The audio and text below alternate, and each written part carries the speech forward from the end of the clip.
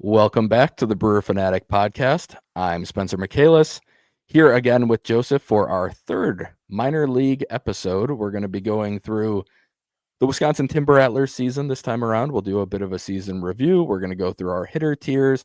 We'll go through our pitching tiers, which are a little different than last time. We mostly just did it by role. Makes it a little more simple for us on our side.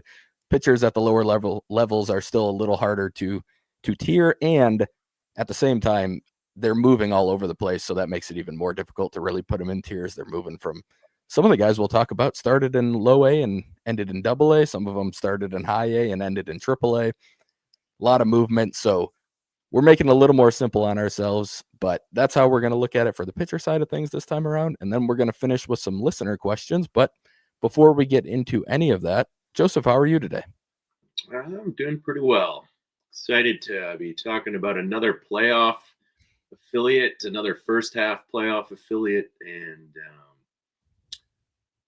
I think that anybody who lives in Wisconsin and is aware of the Timber Rattlers, I think they may have been aware that they had a really good season and they saw several rehabbers make appearances up there. So, yeah, it'll be fun to kind of discuss the greater season and kind of the finer workings of the players. And I'm excited to do it here on this weekend before Christmas.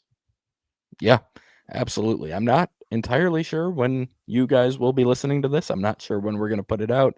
If it's just before Christmas, if it will be a little bit after Christmas, but either way, we're recording on the 20th. So if there's anything that changes in that time, keep that in mind.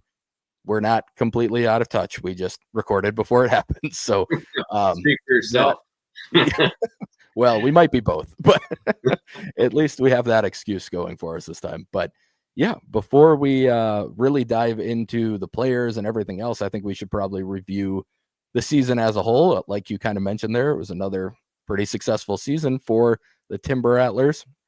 And Joseph, if you want to kind of just walk through, you were able to watch quite a few of their games and just kind of give us a rundown of how the season went and the success that the team was able to kind of see on the field pretty much throughout the entire season. Yeah, it was a really great season. Obviously, I think in many ways it kind of mirrors a good portion of the Mudcats season if we look at it from a bird's eye view. I mean, both were first half postseason berths were secured, and I think you could argue pretty easily that both pitching staffs were at their strongest heading into summer, and then they were a little bit gutted, if you will, in certain areas due to promotions by the postseason, which honestly makes the Quad Cities 2-0 sweep even more impressive from my vantage point. And I think the records speak to that. Obviously, now the August and September numbers, those are going to be the August numbers in particular. They started resting players. I think it's important to mention that. Like Luke Adams was injured, and they were taking their time bringing him back, and so they were kind of finagling there.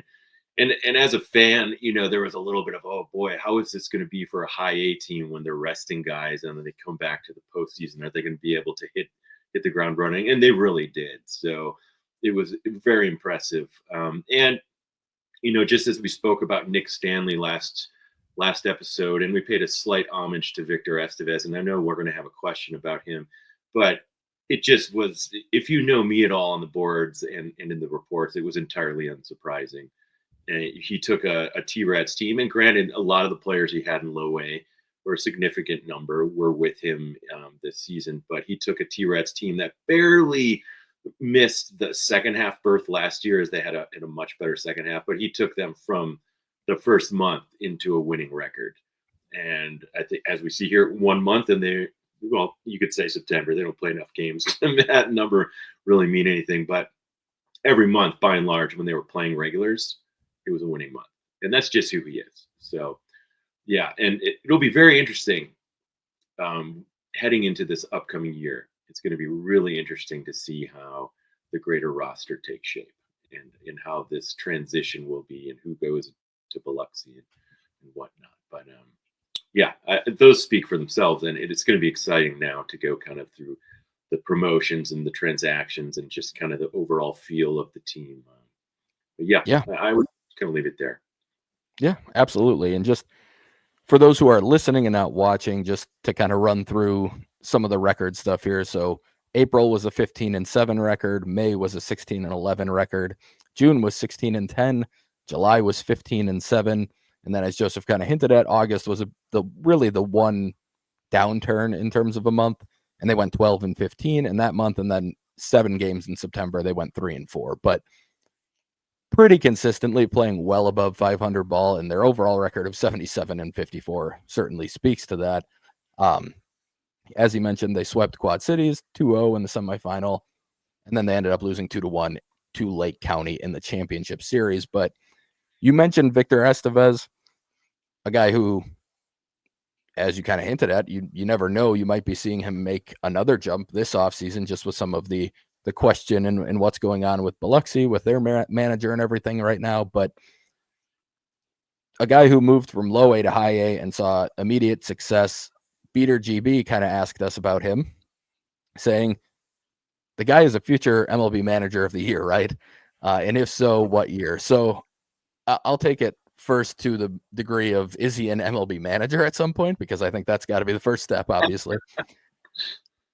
I do think that you kind of look at the Brewers and what's going on there, and like Pat Murphy is not a young guy.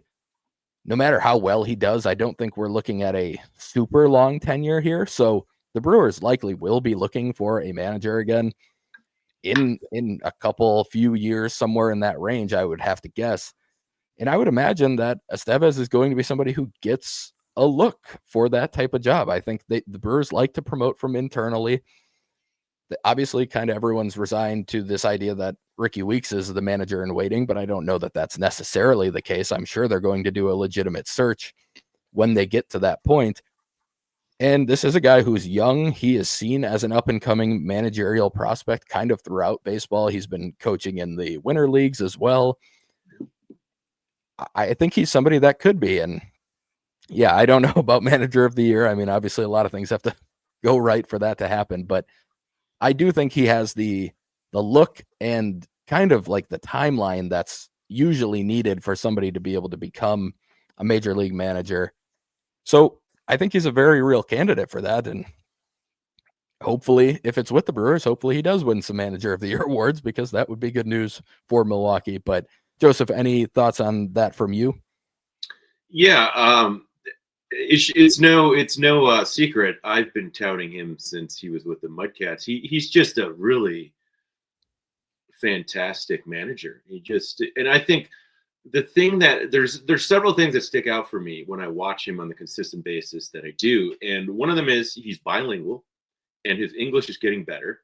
And obviously, he's a native Spanish speaker, so he has that in his bag. And he's a bench coach again this year in the winter leagues.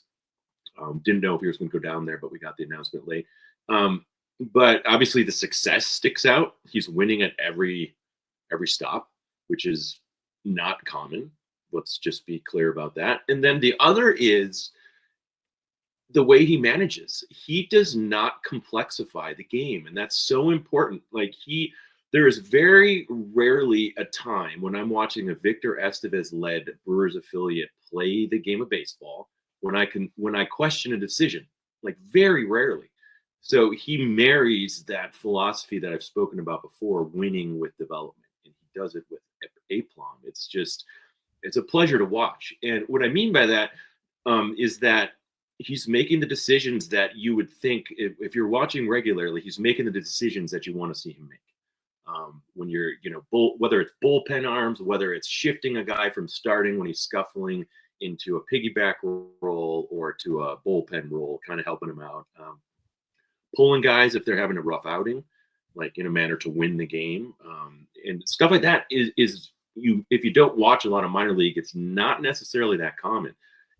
Now, I would say there could be a concern if he's put to a third base coach role at the major league level. If you watch enough of the games, he's a pretty aggressive sender. I think his skill set is in the managing department, and he fills that role, but he does cost his team a couple outs here and there from aggressive sends. I'm not going to hold that against him. But yeah, I think that the major league real candidacy and consideration is inevitable. I hope it's with the Brewers. I don't know if it's with the Brewers, but Mhm. either way, it's a matter of time. I really believe that. And I don't think any of the jumps, contrary to like when a player goes from high A to double A, which we'll speak about, it's largely considered the most difficult jump. I don't think he's going to have any issues. His No. managing style and his skill set, it just translates to baseball. And he was pretty successful last year as well. Barely missed the postseason success in the Winter League as the manager. So it just seems to translate in every level. Yeah. So I have no doubts. It's a matter of time. Yeah. And that winter league experience kind of gets you experience with a lot of different aged players too, Yeah. which probably helps as he kind of climbs the ladder. He's worked with a lot of young players in the Brewers system right now, but he's gotten the experience of working with there are mid to upper 30s players on those winter league teams and also just kind of the level of ages that he's going to see as he does continue to climb through the minor league ranks. So I think he's getting a lot of good experience. And like you said, I think he does a good job just generally. I think he gets a lot out of his players. They seem to like playing for him. The results have kind of spoke for themselves the last couple of years, but also just generally like his demeanor and everything else and the couple interviews that you get to hear from him and pregame, postgame stuff that he does. He knows what he's doing. So I think he's got a really good path in front of him too. Like you said, it does seem like more of a matter of when, not if, and at least to be on a major league staff in Yeah. sometime in the near future, I would imagine. So definitely a good season for him and the T-Rats and something we'll be watching with Estevez as he continues to climb. But moving forward with kind of the season as a whole, the Brewers, as we know, have been pretty aggressive with promotions and everything else in the minor leagues over the last few years. Kind of seems like it even has taken a step forward in the Matt Arnold era, just in terms of moving guys quickly. If they're performing, they don't stay at their level very often. There are a few exceptions, but for the most part, these guys are going to get pushed and they're going to see if they can handle the next level. And that was no different this year. Um, we talked about Estevez making the jump from low A to high A. We saw it early. Um, well, I guess most of these guys actually, a lot of these guys skipped low A that were playing for high A this year. So a guy like Brett Witrowski, he was drafted in the 2023 draft. He never actually touched low A. He began his season in high A, did not last there very long. He made 4 starts before being promoted to Biloxi. He was kind of the talk of the town in spring training. A lot of people were excited about him. Baseball America did a lot of the hyping up for Witrowski in spring, but also he pitched in a couple major league spring training games and was touching 97 to 99. He had hit some triple digits a couple times, it sounded like, on the minor league backfield. So he pitched well in his 4 starts and quickly moved to Biloxi. So we're not really going to touch on him during this episode, but we do want to acknowledge that he did so well so early that he quickly moved on, and that was kind of an example of what we're talking about. The Brewers don't wait long. If you clearly are head and shoulders above the competition, there's no point in keeping you there. He was a good example of that. Later in the season, coming off of an injury, Logan Henderson had a similar type of path, although I think they were always meaning for him to move pretty quickly. This was almost more of a rehab stint with Wisconsin, but he made 2 starts. Pitched very well. He had one little struggle in his first game, but his second start was fantastic. And then he ended up really blowing through double A and getting to triple A as well. So we'll talk more about him in the next 2 episodes. But another guy who we saw in Wisconsin perform really well. Mike Bovey was a guy that was there for a little bit longer than those two, or probably, I guess, a similar amount to what Witrowski was, but he did it as a position player. So it was the same amount of time, but he played a lot more games than 4 games like Witrowski did. And before he got promoted to double A, he was posting a 1273 OPS with a 642 on base percentage. He was walking at a 25% clip, and he had struck out 5 times while walking 13 times. So this was a guy we had seen post draft in 2023 get moved to high A. He hit a homer in his first game, and then he just wasn't great the rest of the season. It was an adjustment. This is a guy coming from a small school, D1 in Omaha, Nebraska, Omaha, who probably was seeing pitching better than he had seen at any point. Also at the end of probably the longest season of his career, because he played a full season of college ball, then he came into pro ball, and there were some struggles. So they put him back in high A, but he very quickly proved that he did not need that challenge for very long, and he was off to double A pretty quickly. We'll talk about some other guys here, Joseph, but anything on these three that kind of stood out to you just from their time in Wisconsin, really? Yeah, I think honestly, both Witrowski and Henderson, like I could almost argue that Logan's past 2 seasons have been rehab. Yeah. He's just dealt with injury in shortened stints, shortened inning counts too, and you could just tell. I can remember his very first start in Carolina, his year out of being drafted. He just had that. He just had that it. That Yeah. lower body was developed. He was very competitive on the mound. You could just tell he was going to be a fast mover. Which Rosky was the same. We heard it. We heard about the spring training, and it was very obvious.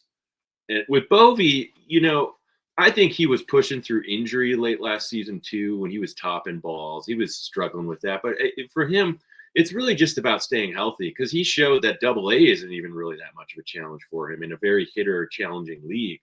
Mm-hmm. I mean, he's just a professional hitter. And, he had that stretch, like he came onto the scene and hit the long ball in his debut. He had that 3 home run stretch when he came back to Biloxi. It was like, whoa, I'm sure we'll get into that later. But what a blessing to have in the lineup. You just know he's going to put the ball in play. He's liable to hit a line drive. He's just, he's just such a fantastic player. So I just hope he stays healthy. That's really it. If he can just get some more innings under his belt and more at bats, that's all he needs. Yeah, absolutely. Agreed completely. Another name that ended up seeing some time in Wisconsin, and he started in low A. We mentioned him a little bit on the previous podcast, but also we'll talk about him a little bit here. Yohanir Herrera ended up being traded to the Rockies in the Nick Mears deal later on in the season, but he had been promoted to high A after about a month, was still performing quite well at the high A level. Unfortunately, recent news that he did end up undergoing Tommy John surgery after the season this year for the Rockies. So hopefully he can return from that and kind of get back to where he was going, because he was on a really nice upward trajectory at the time that he left the Brewers system. And he was a guy that was super interesting. I mean, it was a mid-90s fastball with 2 good breaking balls, a big dude, kind of on the level of where it gets a little concerning with the body type. You always have to worry about whether he, like in a time now where he's going to miss a full season, you have to hope that he can keep himself in shape without the baseball aspect of things with the pitching thing. But really, really interesting arm. Definitely one that hurt a little bit to give up in the Mears trade. I'm very okay with that trade, but it was an arm that I was hoping the Brewers would be able to keep on, developing over the next few years. And in a way, you feel for him that he ended up with the Rockies as a team that hasn't been great with pitching development, and also just generally not a great place for pitchers, obviously. But anything on him, he was definitely a guy that was kind of looking like one of the big breakout candidates in the system prior to the trade for this season. So what are your thoughts on what he was showing, and kind of how quickly he took to high A too? I know he had some bad luck in the first couple starts, but then it really started turning around for him and he was doing pretty well. Yeah, I mean, Herrera pretty much gave us last year what we thought he was going to give us the year before, at least from our vantage point. I know you and I shared that. It's just a really formidable presence on the mound. And I said at the time of the Mears trade, which, like you, I was all aboard, and I still am all aboard Nick Mears, despite the hiccups that happened. His stuff is electric. It's just, it's fine tweaks here and there as far as I see it, and bad luck, honestly.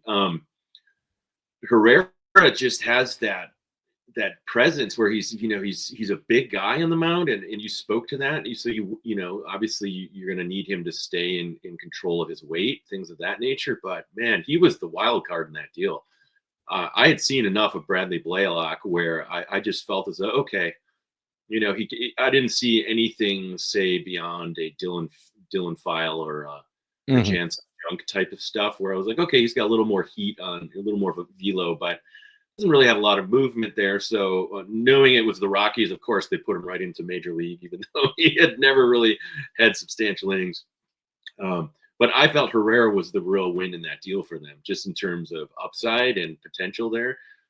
That's a guy that if everything comes together, you're looking at potential.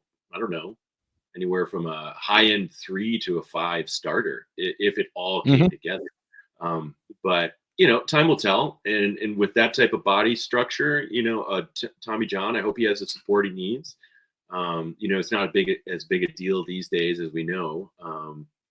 But it'll be interesting. I would like to see if when he comes back from TJ, if he's got a little more velo, because he's already throwing 95. You see that these days when guys come back and they're throwing harder. That would be fascinating. So, yeah, I mean, he absolutely. plays down in Spokane. So I went and saw him actually a couple times post trade, and he looked like the same guy, and he was having the same success. So I was really excited to see that. And obviously the TJ news was pretty sad. Yeah, no, he's one that I think there's a chance down the road you're going to be like, oh, that guy was a Brewers prospect when you see him having some pretty decent success in the big league level. But Tommy John will be a bit of a fork in the road for him in terms of his career here. We'll have to see how he returns and how things go, and like we talked about a little bit, how he looks just physically when he returns. But another name that we had acquired in a trade actually prior to the 2023 season was Joseph Hernandez. He was acquired from the Mariners in the Justin Topa deal. He returned from what was being called an ACL rehab stint in late April. He ended up being released less than a month later overall. He just didn't really show too much. He wasn't pitching well in his rehab stint, even in Arizona. He ended up signing back with the Mariners as a free agent afterwards, and he wasn't very good there either. So things just did not work out for him. At the time of the trade, he was pretty interesting to me. I thought the slider was it was more of a sweeper, but it was a good pitch. I went and saw him pitch in Beloit against Beloit when he was with the Timber Rattlers in 2023.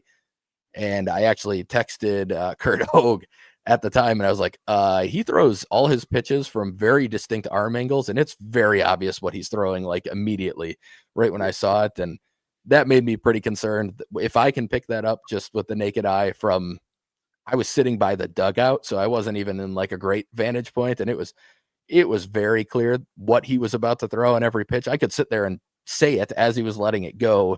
That's how clear it was. So in the end, I think that was probably more his undoing than the actual stuff. Just the fact that hitters knew what pitch was coming by the time he was releasing it, I think makes it easier to lay off of good pitches, but it also makes it easier to just hit them when they're in the zone and you kind of know what's coming. So I was pretty concerned about him the first time I saw him in person. Maybe you catch him on a bad day. It was very cold. You never know how often somebody's pitched in weather like that. But in the end, it ended up kind of playing out that way. Just never really put it together. Dealt with some injuries as well. He had a couple good outings in 2023, but it just never really clicked. Anything that you saw from him or you kind of had high hopes for him when he first came in and it just didn't work out? Yeah, I mean, obviously, when the Topa deal, we were hoping we got a lotto pick there and, reverse Freddie Peralta luck kind of thing. Yeah. It was, the arm slots were obvious. That was and I spoke to that very early. Like, I was intrigued, obviously, because he was their low A pitcher of the year out on the West Coast. The Mariners, obviously, I'm speaking to here. But those arm slots, not only were they creating a pattern that the hitter could see and we could see, but he wasn't very accurate as a result. And Right. he was walking guys, and when you're moving your arm, it's hard to replicate because everything has to be precise, obviously. And so that was a concern early. And then his velo wasn't very good. And so if you're, in terms of like a professional pitcher, Right. so if you're pitching from those different arm slots and your bread and butter is the sweeper, but you're not able to locate consistently because you're moving your arm all around, well then a 7+ ERA at high A in both departments from Wisconsin and with Seattle, with the Mariners, Everett, I believe, is where they're at. Yeah, that's a problem. And that wasn't anomalous to Haye. He was doing the same type of getting hit often and giving up runs in his rehab stint in the ACL. So he kind of went the route, and he actually threw quite a bit like Puelo and Ryan Moore, neither of which are with the Brewers any longer. Kind of slower, lower arm slot, off speed, relying on that hook. But yeah, unfortunately, it didn't work out. And I actually joked for a little while that they had a class of pitcher that they are targeting, and it was those three types of guys, and they're no longer with the organization. So but yeah, it was unfortunate. Obviously, from the Brewers' vantage point, you give up Topa, who had a very good year with Seattle and then got injured when he was with the Twins. You would hope to get a little more of a return. But I think it's fair to say that the Brewers and relief pitchers and trades aren't always going to go the the route that we'd like. So yeah, it was unfortunate, but he's got quite a bit of work to do to carve a path back into affiliated ball. It's the reality. Yep. So. Agreed. And then one more name that we should touch on who, again, wasn't promoted or demoted or anything else, but was traded as well as Gregory Berrios. He ended up being traded to the Tampa Bay Rays in the Aaron Savali deal, which happened basically right at the beginning of July. Maybe it was the end of June, but it was right in that range. He was off to a fantastic start this year. He was doing a lot of things really well. We were starting to see the bat come around. The glove had always been there. He was clearly a very good defender, even when he was at Carolina last year.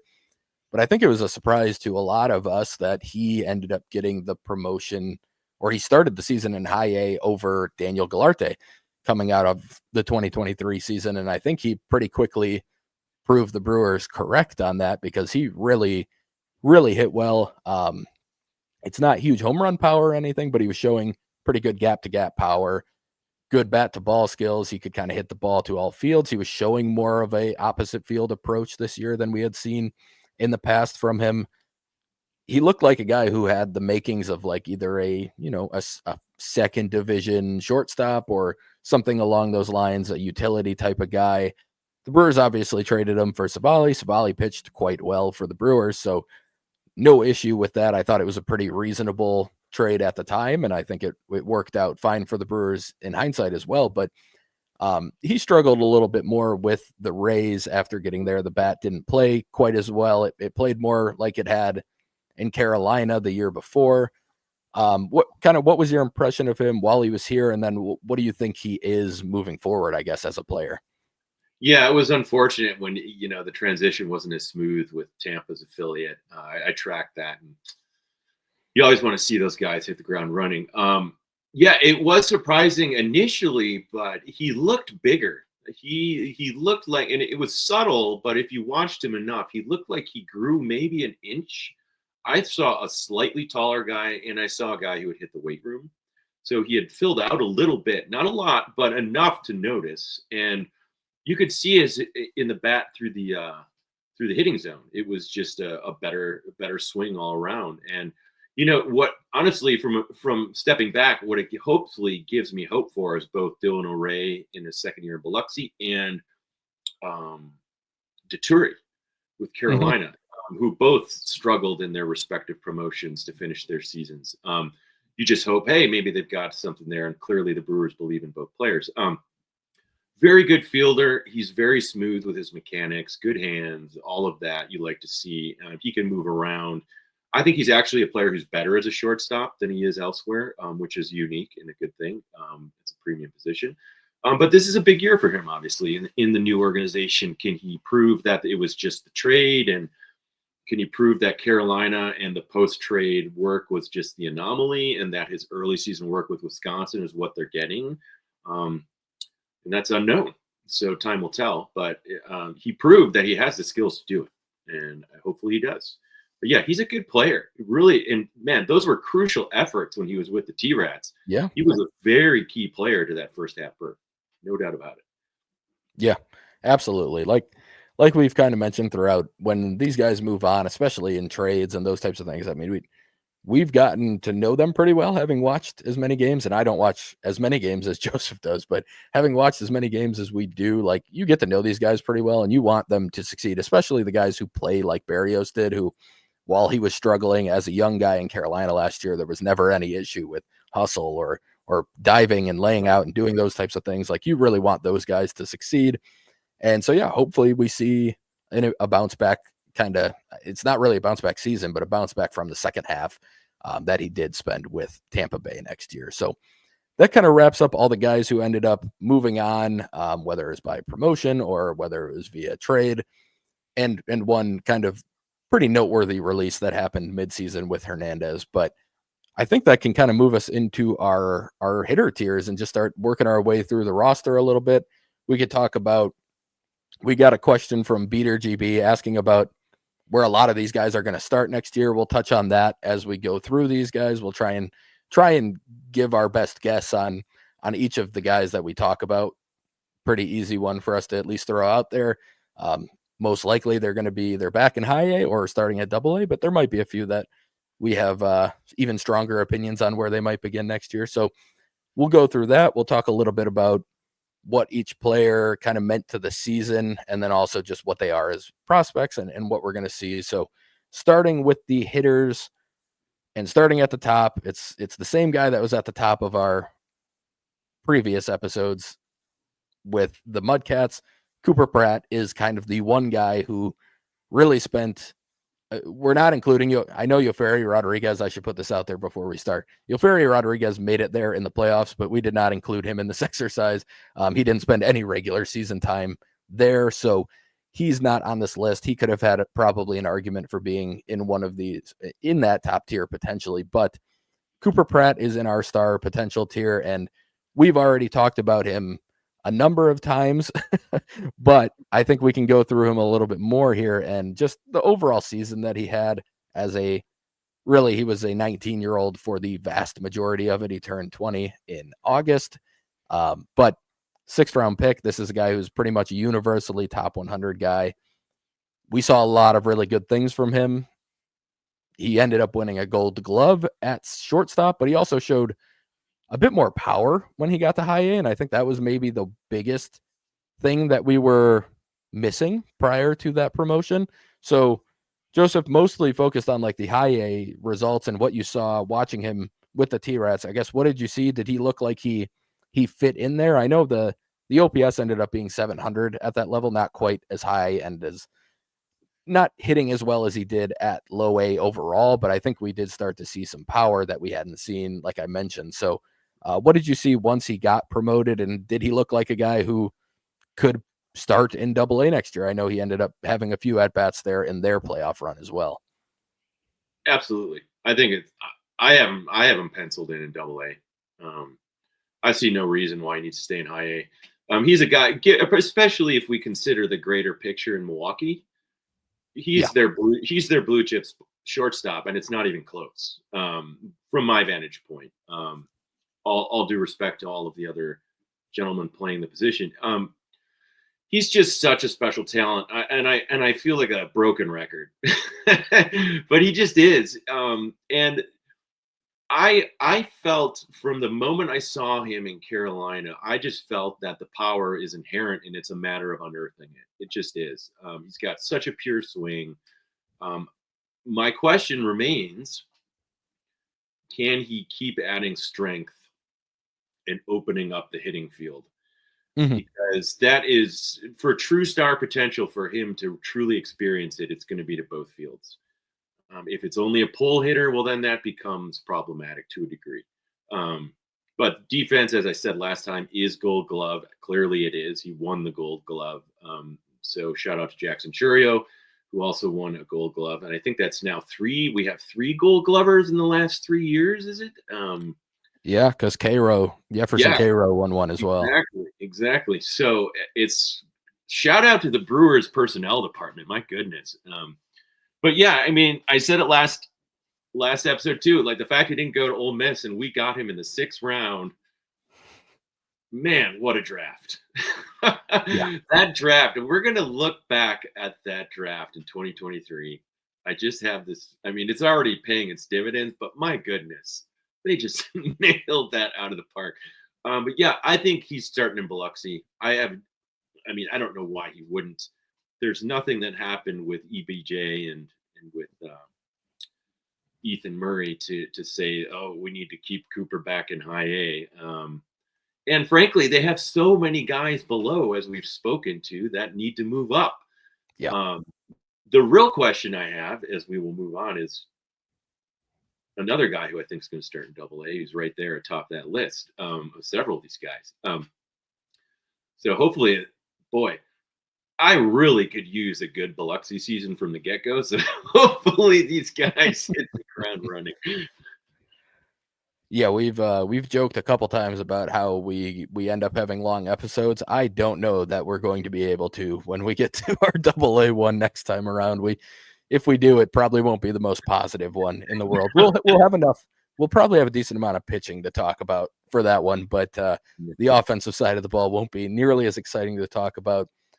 But I think one name that I know you're very high on, and I'm going to let you just kind of give the rundown on Yadier Arenamo, but this is a guy who I have had, I had liked him as a player, kind of watching him the last couple of years, or really the last season prior to this one. But I wasn't sure what he was. He really hadn't shown much power at all coming into this year. He ended up hitting 10 homers, 30 doubles this year. So showing power both gap to gap and also over the fence at least a decent clip. Obviously, a 125 WRC plus is very good. He does not strike out hardly at all with an 11% clip. I think my concern has been and probably will still at least somewhat continue to be his overall load. And we'll throw a little video up in a second here for those watching to just give you a little bit of a peek as long as it's not too choppy. It might be tough to see it, to be honest with you, on this video, but we'll try and give you an idea what it looks like. But I know for you, you have little to no concern with the load. And just in general, how much you enjoy watching him play. So why don't you talk a little bit about Arenamo? Yeah, I mean, easily one of my top 3 guys to watch on a game-by-game basis. He is such a phenomenal baseball player. And I've made some remarks, and then I stepped back because I realized I was being a little hoity-toity about it. But I made some remarks about him not being in the top 20 is just absurd. Well, it is, and I completely understand why. I get it. You're doing upside projections. It's all sorts of things, and he has a timing hitch in his giddy up in his swing. It's a very quick, like whoop whoop whoop. And so that may need to adjust. It has not been problematic in the least so far. If anything, he's gotten better with it. The power this year, everyone's concern for the last 2 years was, can he hit gap? Well, yes, he can hit gap power. He can hit over the fence. Yes, he can hit it over the fence. He hit more power than a lot of the guys that are ranked above him, and he just is such a good. You see his lack of strikeouts. He's a little bit like Baez, right? In that he's over aggressively bat to ball, but he doesn't strike out, and he has such impeccable coordination, and you see that in the infield too. Like, his defense is astoundingly good. We've talked about on numerous occasions how poor the rating was to his fielding by Fangraphs. Like, it was absurdly poor. Like, what are they even watching? And I'll be honest, I see, I belong to both, the Fangraphs blogs, et cetera, and get their publications and Baseball America. I guarantee that the fact that they're dealing with so many prospects, they don't get to see all these guys. Okay. And they often repeat write-ups year to year, and that's your tell. But with Arenamo, his defense at second base is every bit as good as Bryce Turang. And I'm not being hyperbolic. I'm dead serious. It is that good. He is phenomenal. Like, his exchange, he has the fastest exchange ball to hand to throw in the entire system. It's really not even close. So he can turn double plays from either vantage point of throwing it to second or taking it and delivering it to first better than anybody in the entire system. And Cooper Pratt spoke to it. He said he's one of the best he's ever played with. And, Cooper Pratt's played with a lot of high caliber players. And so that's no joke when he says that. And he does it. And this is the other thing that's different about Arenamo, is that he does it every game. He'd never, if you go back and look at his season month to month, I think he started off hitting like 265. That was his low point of the entire year. Mm-hmm. Every other month, 284, if I'm not mistaken, or higher. And he had a couple months over 300.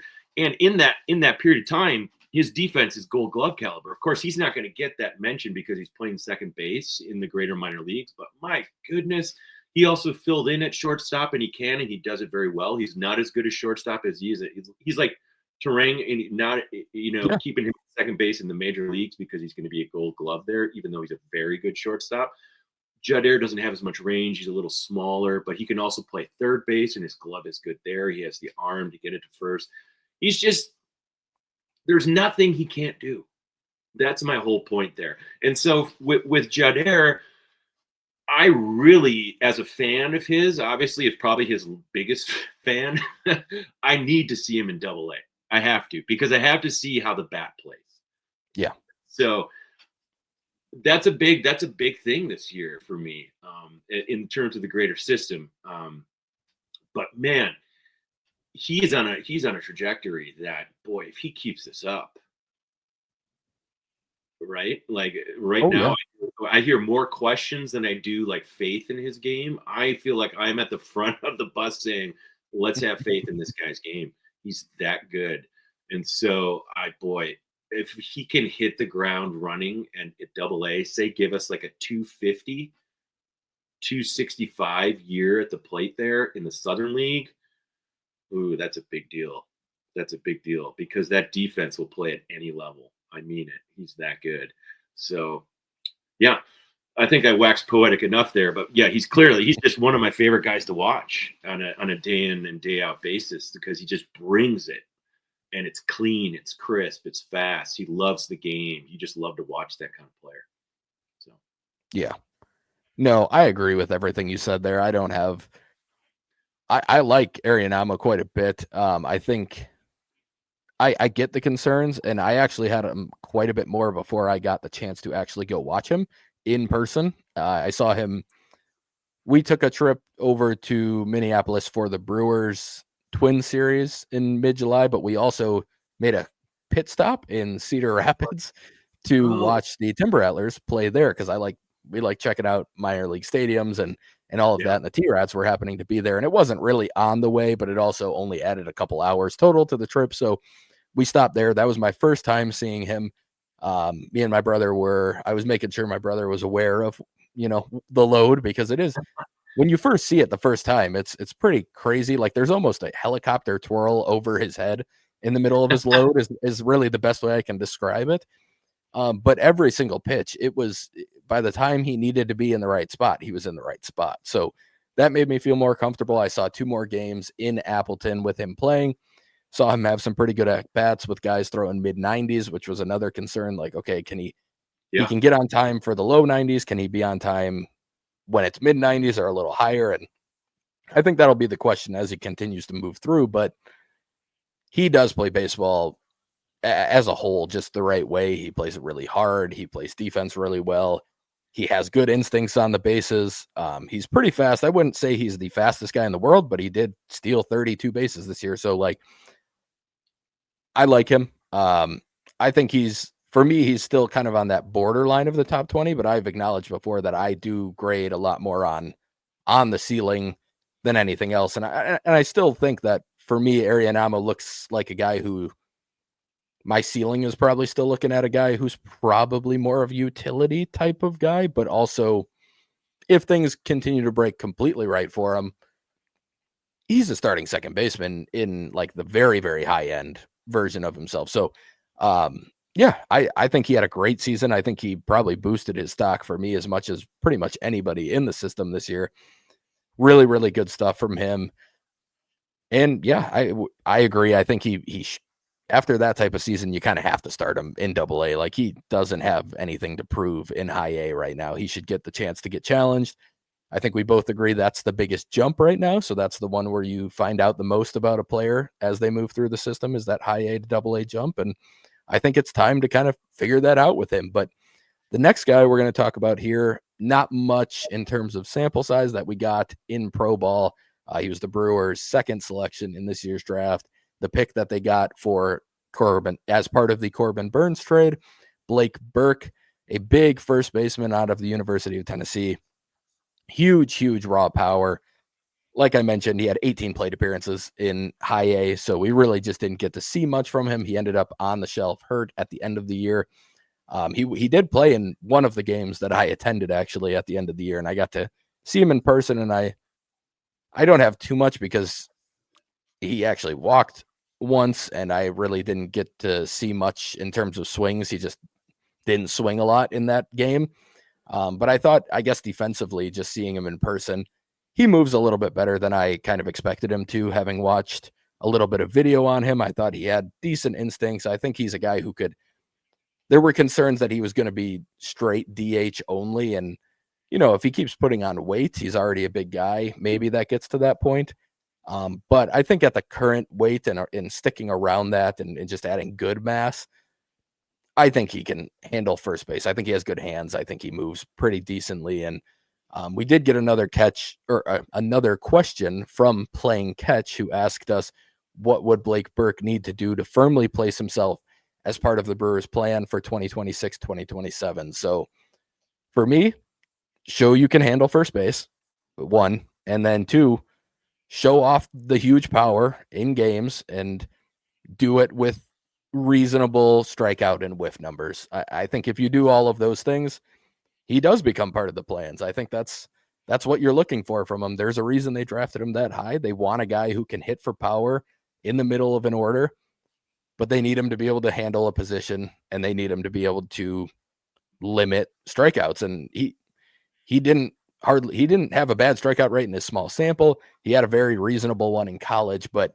a lot of guys have solid strikeout rates in college that don't end up translating very well to professional pitching. So that's what I think they need to see from him. I don't know if they will. But I did like what I saw. And I think there was a decent chance he was battling the injury already at that time, because he looked uncomfortable a couple times. I actually noticed it as he walked back to the dugout. So I think he may have pretty much spent his entire time at high A kind of battling through something and then eventually had to sit. So I know, Joseph, you probably didn't get much of a chance to watch him, but I'm sure you saw at least a little bit. Did you have anything that stood out, or at least even just going back to the pick, what you thought of it and anything along those lines? Yeah, I would say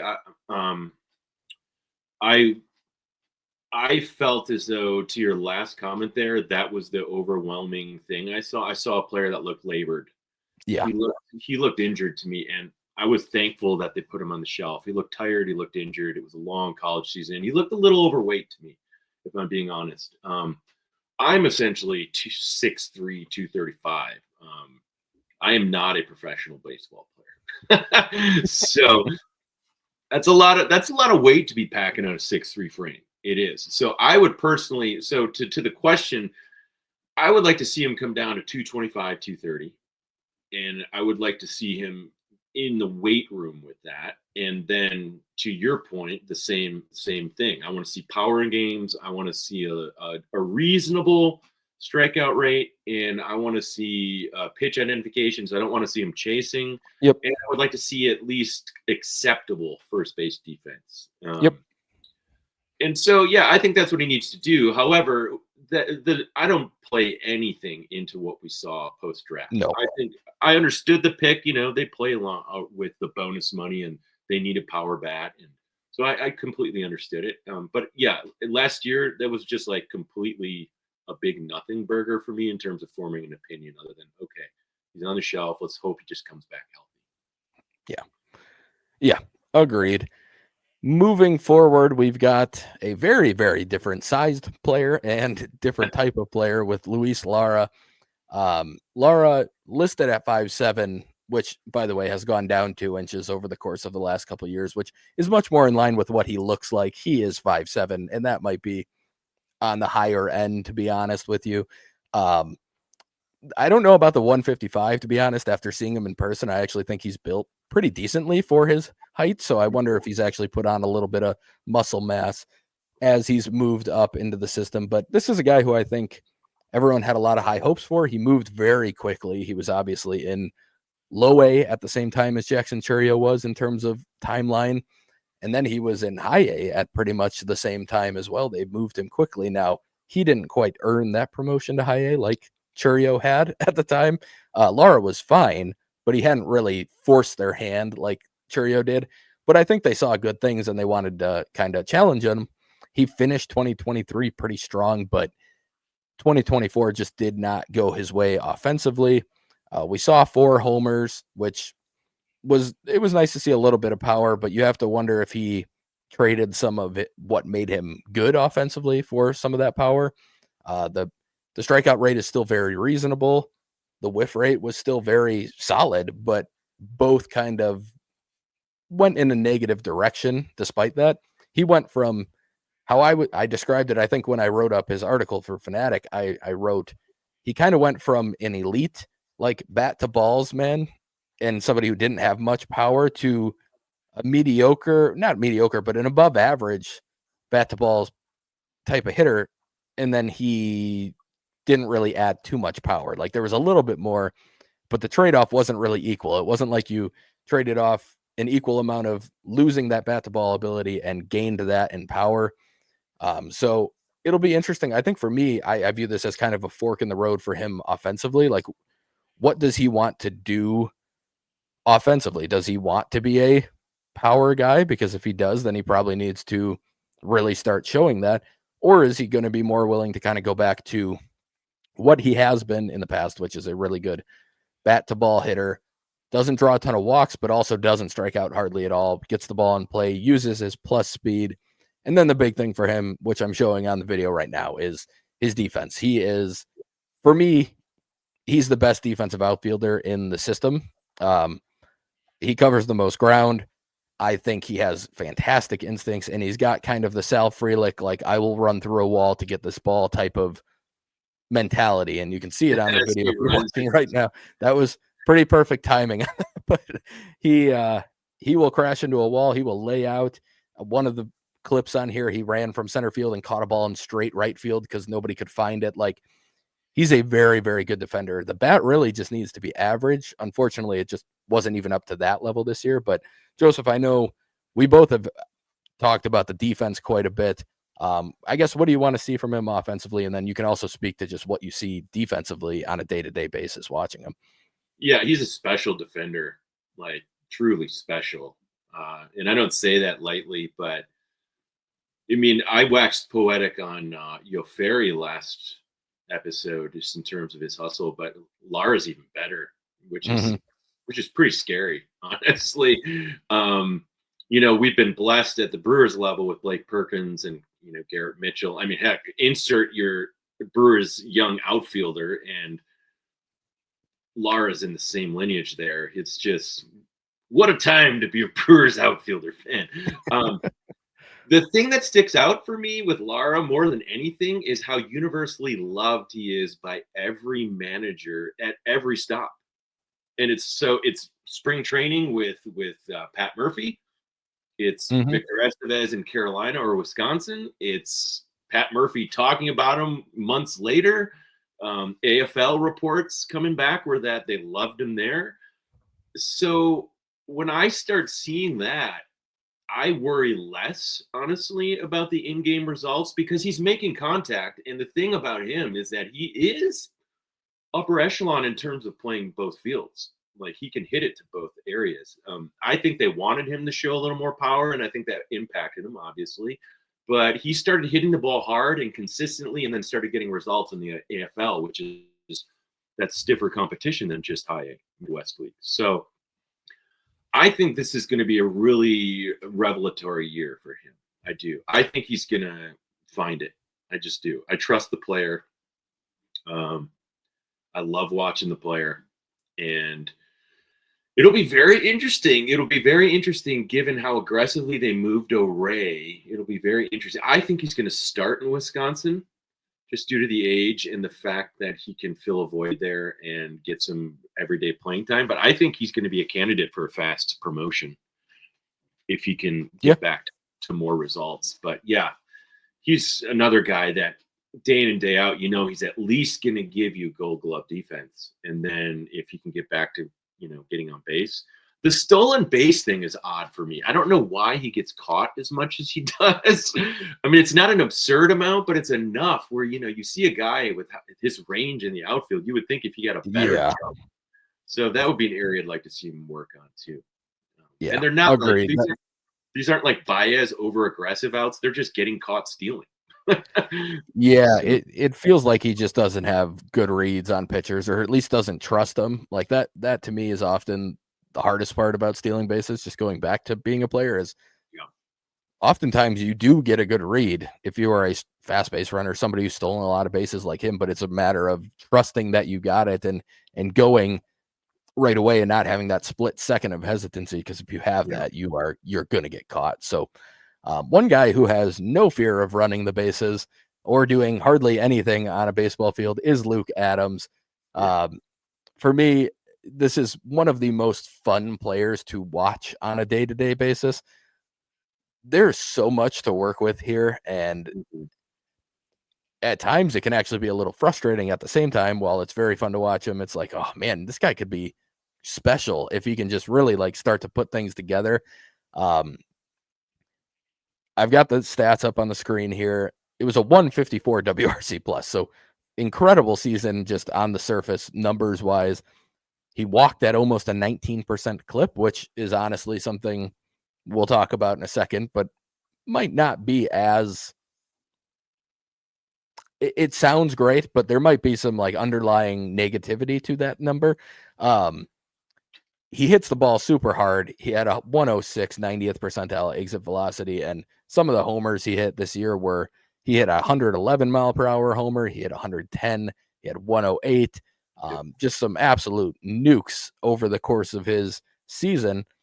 And if you're watching the video on the screen here, you can see this is actually a very toned down version of the swing he had prior to this season. There's still moving parts, but I do think he got himself into a better spot where I can see this swing mostly working. I think it gives me more of the Arianamo type of hope where it's like, yeah, it's probably not perfect, but I think he can get to a consistent spot and be on time with this swing. I think the leg kick might be able to get toned down a little bit more still, but I also think he's a freaky athlete for his size. Like just one of the best athletes I've seen at his size at any point. And if you're watching the video here, you could have just seen a little glimpse of what makes him pretty fun. And he's just nonstop energy. The guy has as high a motor as I've seen, but also just like talking and engaged in the game. And if he hits a homer, everyone in the world is going to know about it. But it's not like a show it off, rub it in your face type of energy towards the other team. It's legitimately just like over excitement. He's kind of like a puppy. Like he just, he just seems super happy about all of it, and like he has to share that with the world. And it's very fun to watch. Like I love watching Luke Adams. I saw him in person a few times. One of them, it was raining very hard. He was actually not playing in the game. There was one person on the step with Victor Estevez the entire game, and it was Luke Adams. Everyone else was sitting on the bench underneath. Luke Adams, no hood up, just sitting at the top of the railing, just screaming the whole game. There were probably 40 fans in the stands, and this dude was just nonstop excited about everything happening. I mean, it made me like you want to root for this guy, like I talked about with Arianama. Like these are guys you want to succeed because they play the game the right way. They play hard. Um, Yeah. he played a lot of third base this year. I personally think he's capable of it, but that there needs to be stuff cleaned up. He likes to throw on the run at points that there's no need to throw on the run. There's just nothing. There's no need for it at all. Set your feet, throw it, or if you're gonna throw on the run, you got to do it more cleanly than he does it. He just kind of whips it over there sometimes. Like I talk about Nolan Arenado throws on the run for no reason all the time, but he gets his body set even though he's got his feet moving. And like Adams will do it, but he'll just like flip the ball under his glove almost from some weird angle. And it's like, dude, you had so much time to get that out.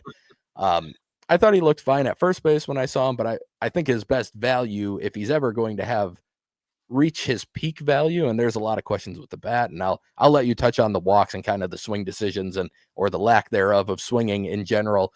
But I also think the most value he could bring is if he's able to stick at third. So it's a big body. It's a 6'4". I think he's listed now at like 225 actually. So and there's no fat. Like the guy is really, really well built. Like seeing him in Chisel. person, even it's like, wow, he could be playing tight end, D1 tight end right now, and nobody would bat an eye like seeing him out there on the field. So he's a very good athlete. There's a lot of things to like, but I'll let you touch on it here. There are concerns with whether he actually swings the bat enough to get to the damage that he's capable of doing.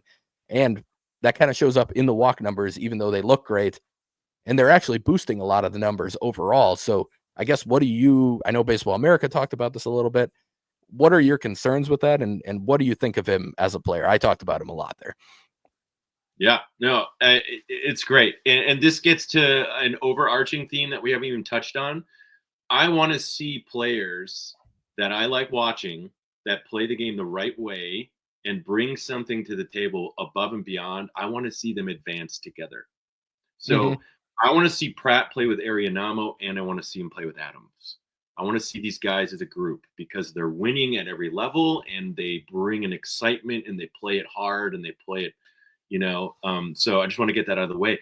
I love Adams, and you know that. I mean, I was touting his ACL numbers the Mm-hmm. year he was drafted out of high school. I was like, hey, we got this guy who's playing left field, third base. Like, he's got something here. He's stealing a ton of bases. That was a thing that was so anomalous back then. And then, of course, we got to see him, and it was like, oh boy, the swing is kind of crazy, but it's impactful. He's like doing it. Yeah. But to watching him play, I don't think there's a player in the Brewers system that's more fun to watch in terms No. of he is so excited and happy to be playing baseball. And that's what it is. It's not overconfidence. It's not like arrogance. It's excitement. And it's not just us. The announcers from opposing teams talk about it every time. I think it was the Whitecaps.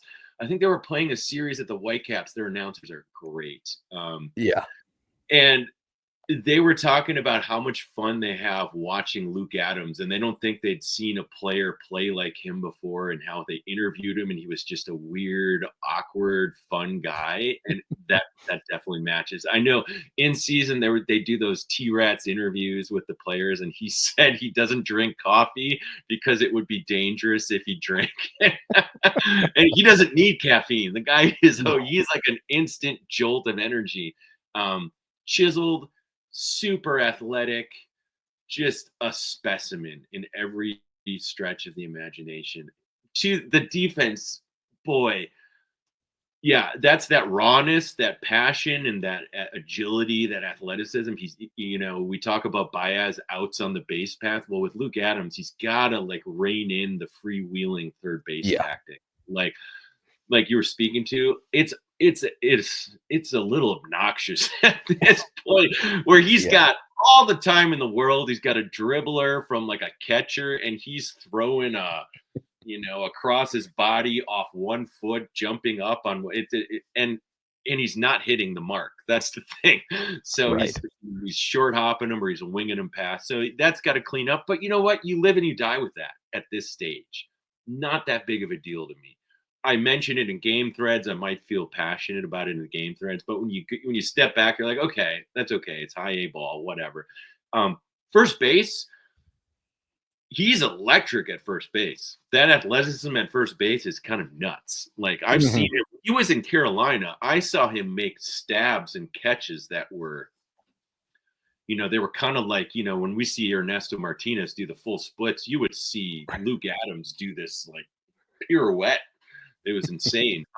So yeah, that athleticism at first base is a really big luxury. But to your point, yeah, if we can bring it to third base, that's a big deal. Yeah.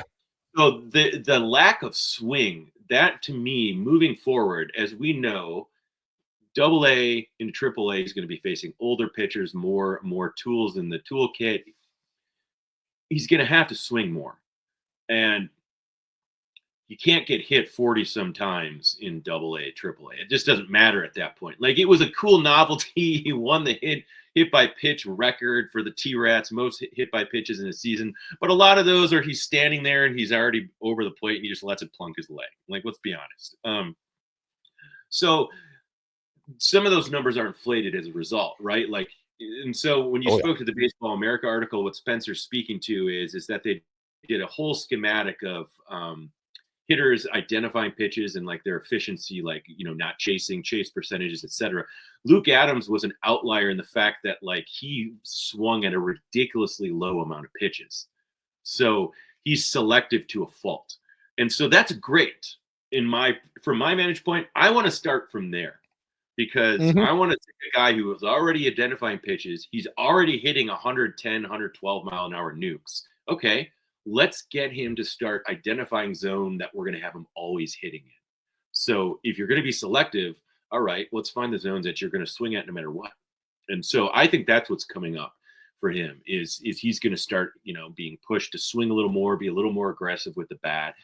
And his only other issue there is he gets a little pop-up happy, right? Mhm. But I didn't see as much of that this year because he toned down his pre-swing mechanics.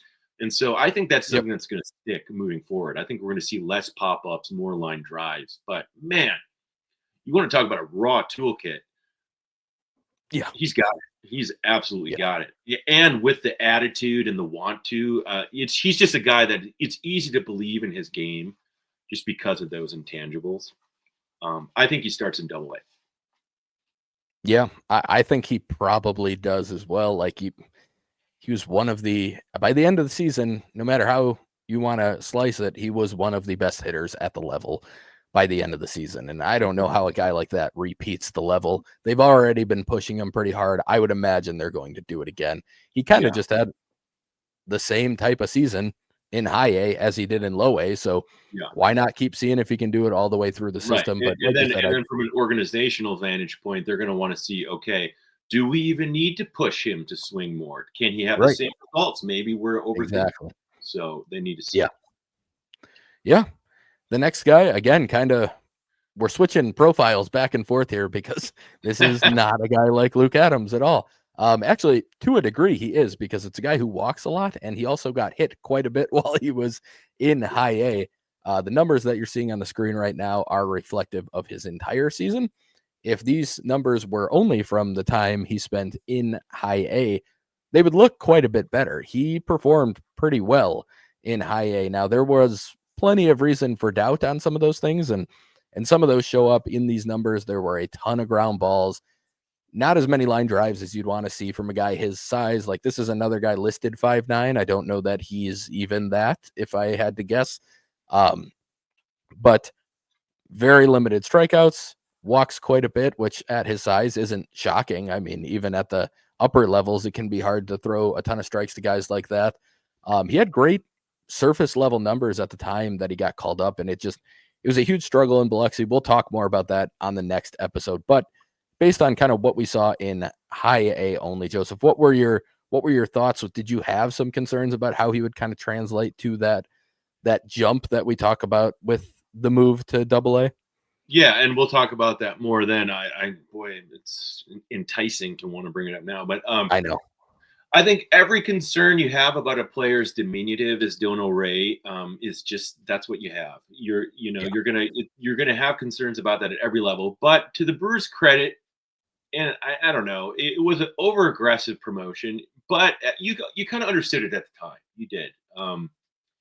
He plays two positions, and they were dealing with some things there. He plays center field and in second base, so he can help in that capacity. He was producing at high A. He was showing all the things you can get on base, but the power numbers aren't off here. I think off the top of my head, I think I maybe saw 3 balls all year get into the warning track. So that's a concern that no matter if he's in Biloxi or Wisconsin, he's got to get stronger. He just has to. For his career longevity. That's the only thing I'm speaking to. And I'm sure he's working hard on it this offseason. That's the big thing. Can he get stronger and keep the agility and the flexibility coordination while getting stronger? Because I think if we glorify him as a player in terms of stature of what he can be as a physical specimen, I want to see a Scooter Jeanette frame and build. That's what I want to see with him. I think he brings more in terms of overall capacity with the bat if he has that frame. But that's a lofty expectation or lofty heights, right? Scooter was a very good major league player. Mhm. And so that's my hope for O'Reilly, is that he puts on more mass as he gets older and he starts getting more line drive, gets the ball off the ground. Um, and I'll leave the rest for when we talk about Biloxi. It's a different picture up there. So Yeah, we did have one question on it, and we'll answer it a little bit here. We got Patrick who asked, he said, personally, I love Dylan O'Reilly. I know he is probably a fringe MLB player, kind of at his peak is what people are talking about. But I read reports this season about him being overall stronger and getting more into the true gap to gap and in-game power. What were your thoughts on his season and his future? So we kind of hinted at some of this already. I just want to make sure we get it in there. But like, I do think he's put on weight from what we saw when he was drafted. I think he is already a little stronger, but it's not to the point where you're seeing a ton of in-game power or even gap to gap power. I would say there just wasn't that many extra base hits. It is funny. His one homer that he hit the top of the Biloxi scoreboard. So he showed it in a tiny little bit of a glimpse there. But yeah, he's one that I just want to see what he does in a repeat of Double A. And like I said, yeah, we'll get into more what happened there next time. But that's kind of where I am on O'Reilly moving forward. Our last hitter in this kind of MLB caliber tools type of tier here is going to be Hedbert Perez. This one, you could probably make the argument that he doesn't quite deserve to be in this one, but I can't get past the just raw power that he possesses at his age still. Um, this is a guy who was obviously pretty well known a few off seasons ago. Really, the COVID year is when he kind of blew up. And it's interesting to think back on that and whether that either hampered his development or if it just helped build the hype that he maybe didn't deserve. Like, it's hard to say. He had a major injury to end 2023. He did not return until the very end of 2024. We didn't get to see much. I was actually in attendance for his first game back. Um, he ended up hitting 2 homers over the course of the end of the season. He showed some of that power that you want to see. The strikeouts were still higher than you'd want. The whiffs were still higher than you'd want. For me, it's more wait and see on Hedbert and just see what happens if he can actually have a healthy offseason this year and then a healthy season next year. But we're getting to the end of the line here on control and everything else that you have with him. Even just minor league free agency isn't that far away for a guy like Hedbert, given when he signed. So it's kind of, for lack of a better term, put up or shut up time for him as a prospect. But I just think there's still tools there that not many players possess. And that does make me interested to see what's going to happen, despite a lot of mixed results over the last really 3 years since he first blew up and then just hasn't really lived up to that type of hype that he was getting. But anything you want to note? I know defensively there are some concerns you've seen from him at times too. yeah. First thing is look at the Brewers scout in Venezuela. My goodness, they've got a Yeah. they've got a foothold in Venezuela. It's I wonder if that goes back to Mike Guerrero's roots. I know his dad, was it? Somebody had like early tenure in the first academy in Venezuela, and I think it was Mike Guerrero's dad. But that could be way off. I know he has a connection there. Anyhow, yeah, the defensive lapses they're just strange. They're not Yeah. like, he's a good defender, and Mm-hmm. and that's the thing that's frustrating about it, is like when he's focused, when he's not making a casual, for lack of a better term, a stupid error, like just a lazy mistake. He's a really good defender, and he proves it time and again with the ability to range and make lunging snow cone catches. But then he'll like have consecutive games where he bobbles a routine gather on a grounder in the outfield and lets a runner take a base, Yeah. and those impact games. And so it's frustrating as someone who watches baseball. So when you say like an Arianamo and a Luke Adams and a Dylan O'Reilly play the game the right way, well, when it comes to defense, Hedbert is 50-50. he's got the potential, but he's not consistent enough. And that's youth, etc. But when you have the questions with the bat and the health and you're coming up on free agency, you got to tighten that up. That's the fact of the matter. Now, that's being said, I still love the player. You're not going to take that out of me. I'm a huge Hedberg Perez fan. I just think he's got something in there, and we're just waiting to see it more consistently. As my cat's chewing on my elbow, weird. So he's got that stocky build. He's got power. He hits line drives. He's got more power and line drive in that bat. You love the lefty stroke. He doesn't have any noise in his pre-swing. It's a pure swing. Too much strikeout, too much swing and miss, and boy, he's a player that I just look at. I'm like, God, if we could get that to all come together for just a season, so we could build on that. I believe it. It's there, but I don't know if it's going to come together in time to stay a Brewer. That's my concern. But man, he's still a fun player to watch, and I was so happy to see him come back healthy. It was a devastating. I think it was like a broken ankle in Carolina, if I remember correctly. It was, yeah, I believe that's what it was. And he had a really rough year in Carolina, and he started getting a little hot again, and then boom, he got injured. But hey, he's playing in the winter leagues, and he's doing well for himself in the winter leagues. Like he's definitely not playing poorly. He's hitting the ball.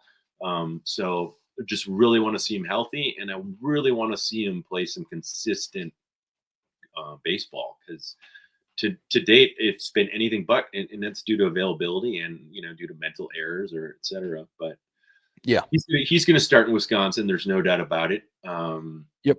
And I think that's a great place for him because he can get an everyday spot there.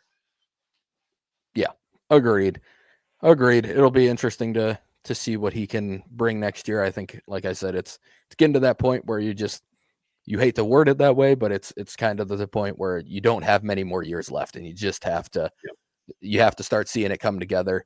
But it's funny because he is only 21. He'll be 22 all of next season. So like, it feels like you're putting this timeline on him, but that's more of a major league timeline, just with years of control in the minor leagues. So it'll be interesting to watch him. He's definitely going to be one that I'll be keeping an early eye on, just to see what we're getting early in 2025. But we've got 6 more names here. We're not going to go as in depth on these guys. These are 6 more others of note. We still have a lot of pitchers to get through as well. But we'll run through them here. We've got. Look at us again, approaching the 2-hour mark. Shocker. We're going to easily break that. We'll start with Taden Hall. This is a guy that I actually like the swing quite a bit, and it's been weird to me that he hit really well to start the year at low A. Like he quickly moved himself to high A, and it was a struggle for a decent chunk of time in high A for him. He kind of got hot for a little stretch there. It started with a homer that he hit, one of his first, I think it was his first career homer, actually, unless he had hit one for Carolina early in the season, but he hasn't shown much power. He went to the Australian Winter League last year. He hit a bunch of homers. The fact that he did that made me wonder if there was any value to what we were looking at in hitter stats for the Australian Winter League, because he just had not shown power at any point, and it really hasn't shown up since. But he did show a little bit. I like his swing. That's really the main thing for me. I like his swing. I think he plays a fine first base. He was a catcher originally when he was drafted. The overall numbers look pretty good for the season, but those are mostly due to what he did in low A. It was a pretty decent struggle once he got to high A. So he's one of the names here. We have Edwarki Fernandez, another guy who shows pretty big power when he gets into one. And he got off to a really hot start this year. I know he showed some of that power off like right away in the season. He looked like maybe one of those guys who was just figuring things out at the beginning of the year. He had some tough luck for a couple of months, and then it just really fell apart as the season progressed, and the ending numbers look pretty rough. I think it's a 75 WRC plus, but there are tools here. He's a very solid outfielder and right. He has a pretty decent arm, and he's got that power. So it's interesting. He's one to at least keep an eye on. I'm imagining he will be back in, well, it depends how things shake out, but he's a guy I could see back in high A, but I also could see if they don't add many more upper level outfielders, he might get the push to double A, whether it's necessarily deserved or not. Anything on either of those two, Joseph, before we move to the next two? Yeah, I love Taden Hall in terms of I love his build. He's Mhm. very athletic. He's trim but very strong. He's Yeah. agile, coordinated, plays a decent first base. He's not gonna like wow you, but it's solid. And love the swing like you, really smooth swing. And boy, yeah, high A just it was rough. It was rough. And so yeah, I would love to see a bounce back year. I believe in the player. I do. He's got enough consistent fluidity there, and it's. I think it's going to come together. I hope it does. And Edwarki, man, yeah, he just really hit a rough patch in terms. He was hitting the ball very hard for a while after his breakout month, and then he didn't get any luck during that stretch, and then it just fell off. So I felt for him. Defense is upper echelon. It's good. He's got good range. His arm is stellar. Um, and yeah, but I would be the call up to Double A. I mean, they could, right? They called up Ethan Murray when I didn't think it was merited by his high A play, and then he did very well. So they could. It wouldn't surprise me. Um, we'll see. Yeah. Definitely Yeah. has power. Definitely has Oh, for power. sure. As they It say, light power, yeah. power. Yes. Moving on to a guy who has been able to stick at catcher, Matthew Wood, drafted out of Penn State a couple of years ago. A guy that when I watch him, it he just looks like a guy who is a fine minor league player, but probably is going to struggle to ever fully make it to the majors. Just by what I see, I don't think the defense is great. I think he's got a fine bat, but nothing special. He gets the bat on the ball really well. He didn't strike out hardly at all this year. He showed a little bit of power. He ended up being basically a league average hitter overall, but I don't know that the defense is there. I don't know that the arm is great, and there's not a ton with the bat, at least in terms of like, oh, we could move him to first base. There's a drive to right and figure things out from there. But he did show a little bit of power, like I mentioned, and it's a guy who it's a pretty good athlete for a catcher. I just don't know if there's ever a really good path for him moving forward. Another catcher, though, that one that we mentioned earlier in the podcast because we wanted to give him a shout out on a different podcast, but like Ramon Rodriguez, just one of those vet guys for the minor leagues that was just really, really solid this year. Like we talked about with Wood, he struck out at even lower rate. He was 10.5%, but he posted a 121 WRC plus. He whiffs at a very solid 19%, which was in the 91st percentile. He had 10 homers, 16 doubles, and he actually had pretty rough BABIP luck, although that is due partially in part to him hitting a lot of infield pop-ups and fly balls in general. But a guy like Rodriguez, for me, is just one of those guys you want to highlight because he does a lot of the things right. He helps the team quite a bit. And while he is now 26 years old, there's still time, especially for catchers. There's been plenty of backup catchers who have, think of a Manny Pena, who really didn't make it to the big leagues in a standard real way until he was almost 30 years old. So it's one of those guys you don't want to rule out in the future. And he did so many good things for the team this year that we wanted to make sure we highlighted him here. So Joseph, anything on those two in general, just kind of two pairs of or a pair of catchers there? Yeah, I think Ramon Rodriguez was a revelation, frankly. He was a free agent pickup, and man, he was just solid. And he had stretches with the bat where Estevez was putting him at DH, and it was warranted. I personally think he starts at Double A, and I really hope he does. And I hope he carves out more playing time. I think the Brewers see it too. They had him in the AFL, late call down there. He's a really good player. Yeah. So if you know, I had no idea, and then I saw him every day. Was like, okay, we have something here. He and David Garcia, those were great pickups last year. Yeah. Yeah, Wood, his defense, I always want to give players the benefit of the doubt, but I don't know if he sees pitches well when he's catching. He drops a lot of catchable balls. And I have, we'll get into it when we talk about Biloxi too. But for two lefty bats, that's a premium. But boy, Matt Wood and Darian Miller, I have a hard time buying into that stock. I just do. But Matthew Wood started his season really well, and had 2 good months stacked, and then just kind of fell off. And that's kind of how their seasons go, frankly. And it's it's only his second year, but it was the same the year before.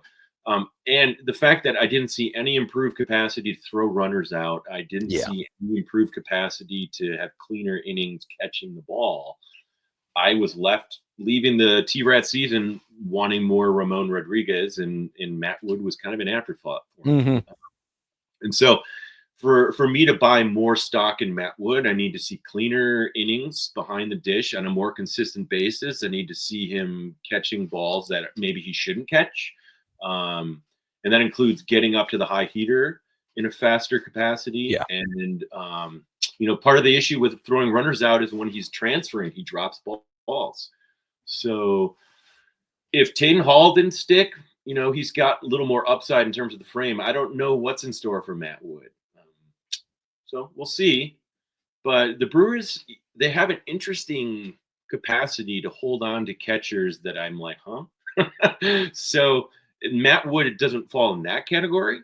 But I personally will need to see more as a day-to-day watcher moving forward to think he's got like a trajectory into a major league situation where I think that's a long shot at this point. Agreed. All right. We've got 2 kind of utility guys, 2 guys who played some infield and outfield last year left. Jeremy Vargas, who we saw a little bit more from than we had. At times, we saw a little bit more than we had seen the year before. The numbers don't really bear it out, but I think as I watched him this year, I thought there had been some legitimate improvement over the course of the season. We actually got a question from Cheesehead in QC about him. He said, when they were in the Quad Cities, I tended to see the worst Timber Rattler performances. The one exception was Jeremy Vargas. Outside of increased versatility, like I mentioned, he played a bunch of different spots, including outfield. Were there any positives to take away from this season for him? So for me, I thought as much as the power numbers don't really show it, I thought we saw the ball hit harder more often, while also still he had really good strikeout numbers and whiff numbers. So I think there was a little bit more to the bat than what the numbers show overall. But I'm curious for your thoughts. I think you probably got a better view of him throughout the course of the season. So what did you see from Vargas? I mean, just look at the BABIP. It's absurdly unlucky. Vargas was a guy who, for me, he came back on the scene. The numbers, like Spencer's speaking to, they don't speak to it, but he was filling all these roles. Miguel Briseño, good luck with the Twins. He was the Briseño Swiss Army knife up there. He played left field, he played third base, he played right field, if I'm not mistaken, a couple times. He stepped in all over for Estevez and played well. His kryptonite, honestly, was getting into the 220s on a seasonal batting average and then going on a slump back toward 200. He could never break the 230 mark. And I can tell you, off the top of my head, I think there were 3 instances where he worked his way back up in the season to batting mid 220s, upper 220s on a hot streak, and then woo, right back down to the 190s and 200s. And that BABIP comes into play there. But he had some key hits. He's a guy who I think starts back in Wisconsin, but he came back on the radar. I really think that he had a really rough stretch in Carolina, and then he defied expectations, and it was a great thing to see. I enjoyed watching him, and I'm glad that QC saw him as a bright spot, frankly, because this is one of those players who would just fall under the radar because of the WRC plus. But if you watched him during the season and you had a moment like QC did down in Quad Cities, then you realize he actually had his moments where he brought a lot of benefit to the team. Yeah. Last one we'll talk about here is Eduardo Garcia. At one point, he had really moved pretty high up on the prospect radar, just kind of on the national lists, and it just really hasn't come together for him. He began the season in Double-A, ended up in High A. It was kind of all of the things you worried about with him offensively over the course of the season. He does not walk, and he strikes out quite a bit. He swings and misses quite a bit. There's pretty decent raw power, especially for a guy who spent a lot of time at shortstop in there, but it just really has not come together offensively. He shows ability to play really good defense at short, but there are mental lapses and he just doesn't put it all together, it seems like. And this year he played some outfield and he played kind of all over the place. And he's an exciting brand of defense out there, but he also, it's a different type of way he gets to it, but there's some Luke Adams in that he just does, when he has opportunity to make easy plays, he overcomplicates it or he undercomplicates it and just kind of throws it over there and ends up throwing it away. And it's been hard to watch at times, but like there are still raw tools here, and he's a good athlete with a pretty good build.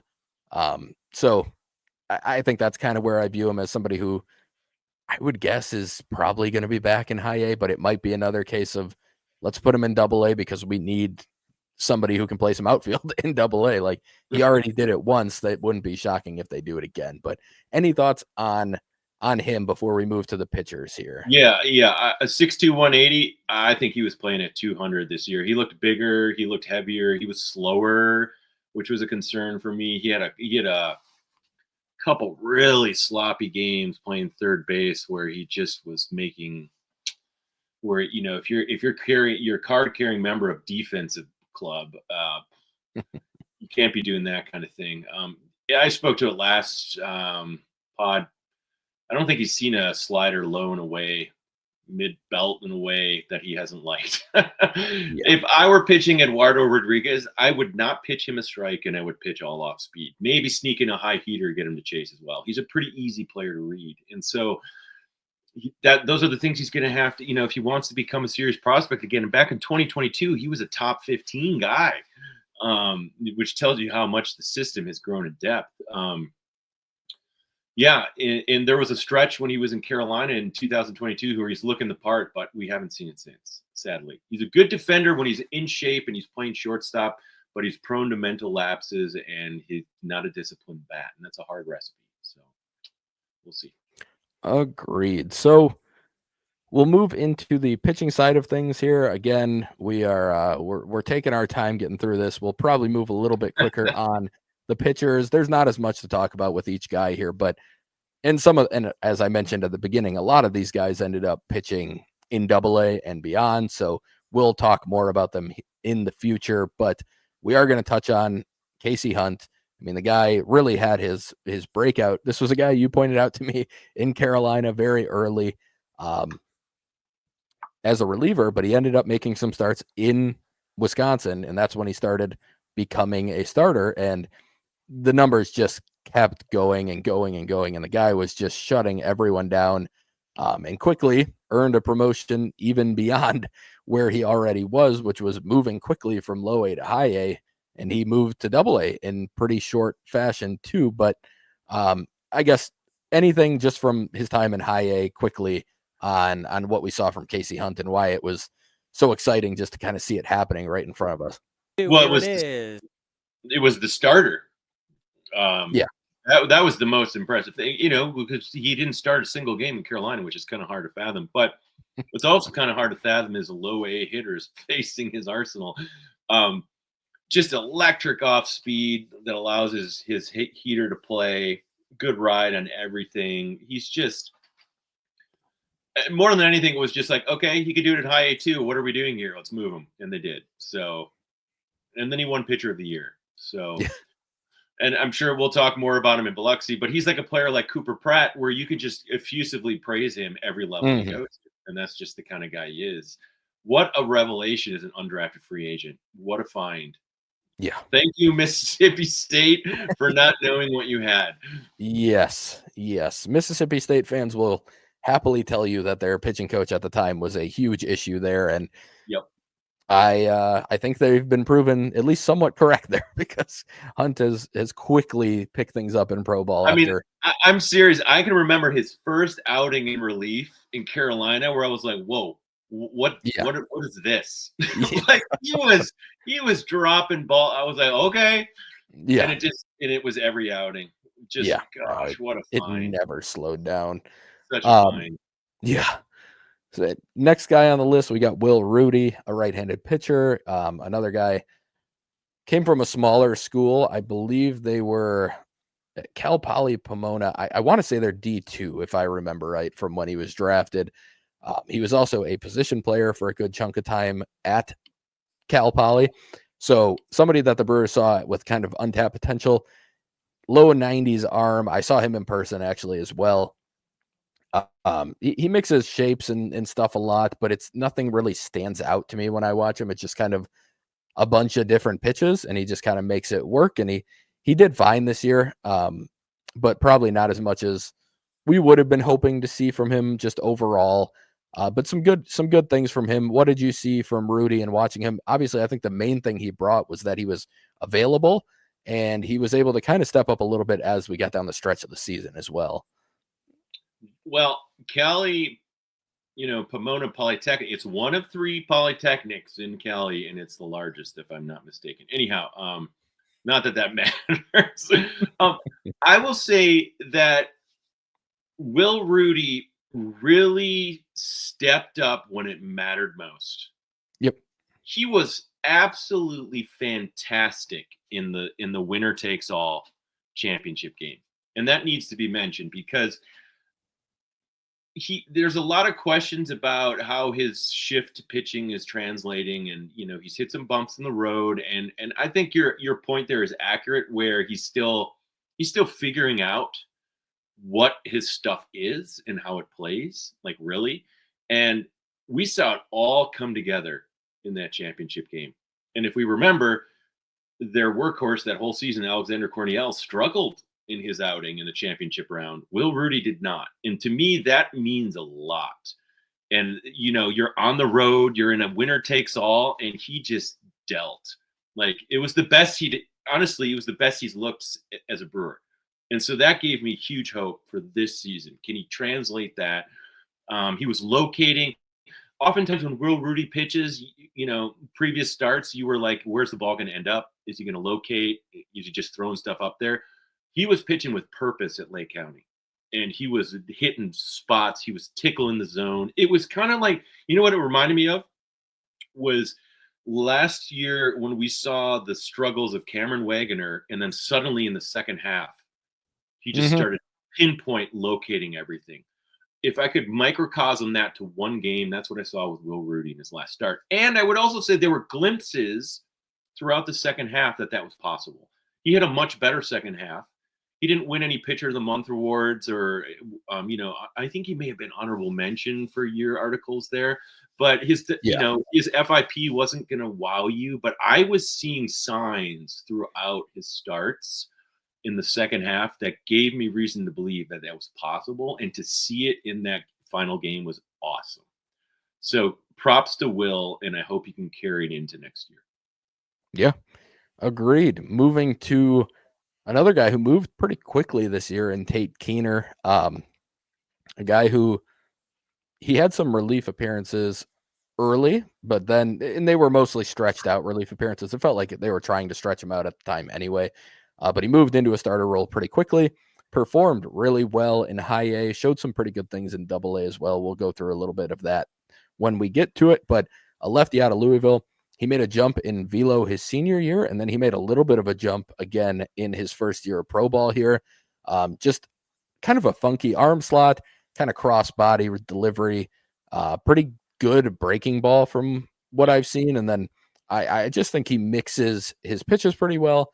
I don't know that his command's great, but I also think he doesn't make too many awful mistakes with his pitches, which I enjoy.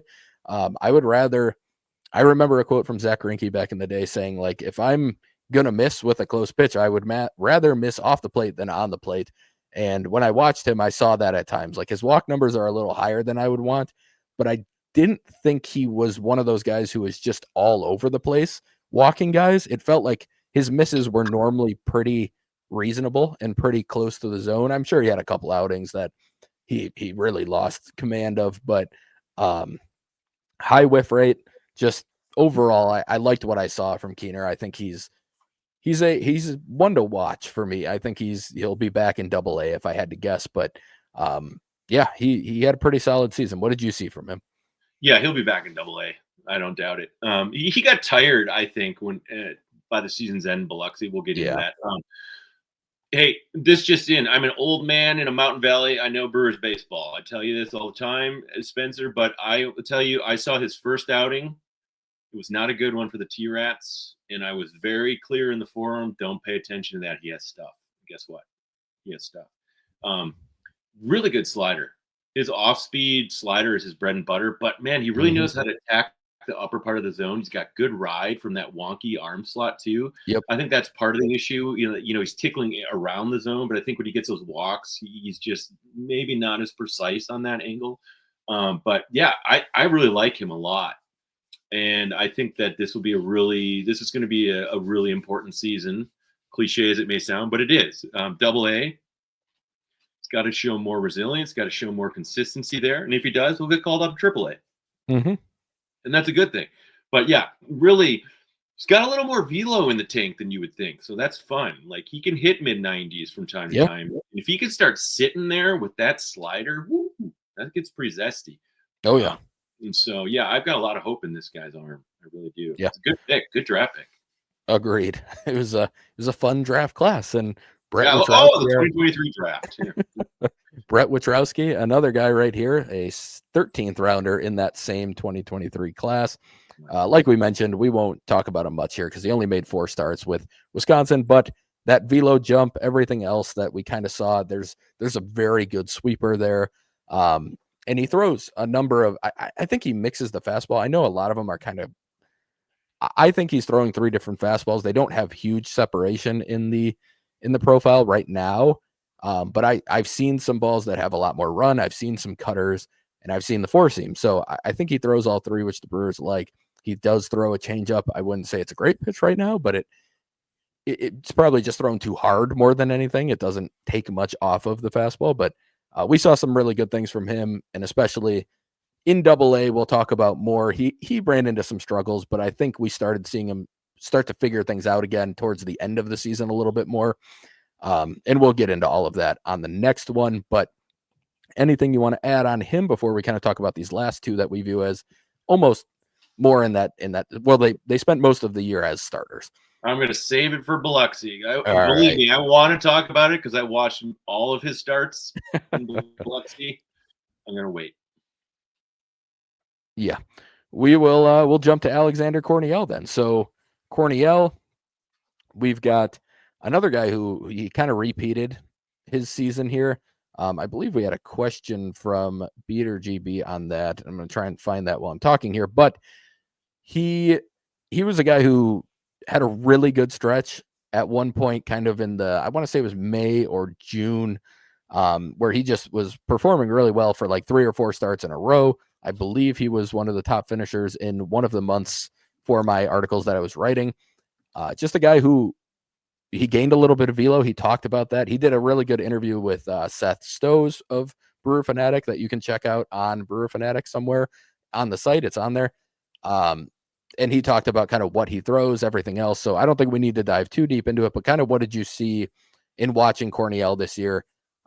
Like you mentioned, not a great finish in the playoffs in the championship series, but we saw some pretty good stuff from him this year overall. Yeah, I think so. He had a rough last year, so it was really nice to see. When he was with Carolina, the consistent sentiment in our minor league forums was and is accurate, is that you felt like he was being undersold in terms of how excited people should be about him because some of his peripherals just didn't match up the way they should have. And then he got called up and he struggled, but this year was really good to put him back on the radar. He had, I think he had an 11 strikeout outing, if I'm not mistaken. And he's a guy that I feel like should throw harder. That's what's strange about him. And when I watch him, he's like only throwing 92, 93, but boy, it feels like he should have 96 in his arsenal. His bread and butter is his changeup. It's a really good pitch. But yeah, where he gets into trouble is when he's not finding the zone. like a lot of young pitchers, right? And that's why Manuel Rodriguez, going back to last pod, is so impressive, is that he's like never not in and around the zone. Where Alexander Corniel struggles is when he's just walking guys. And that was an issue.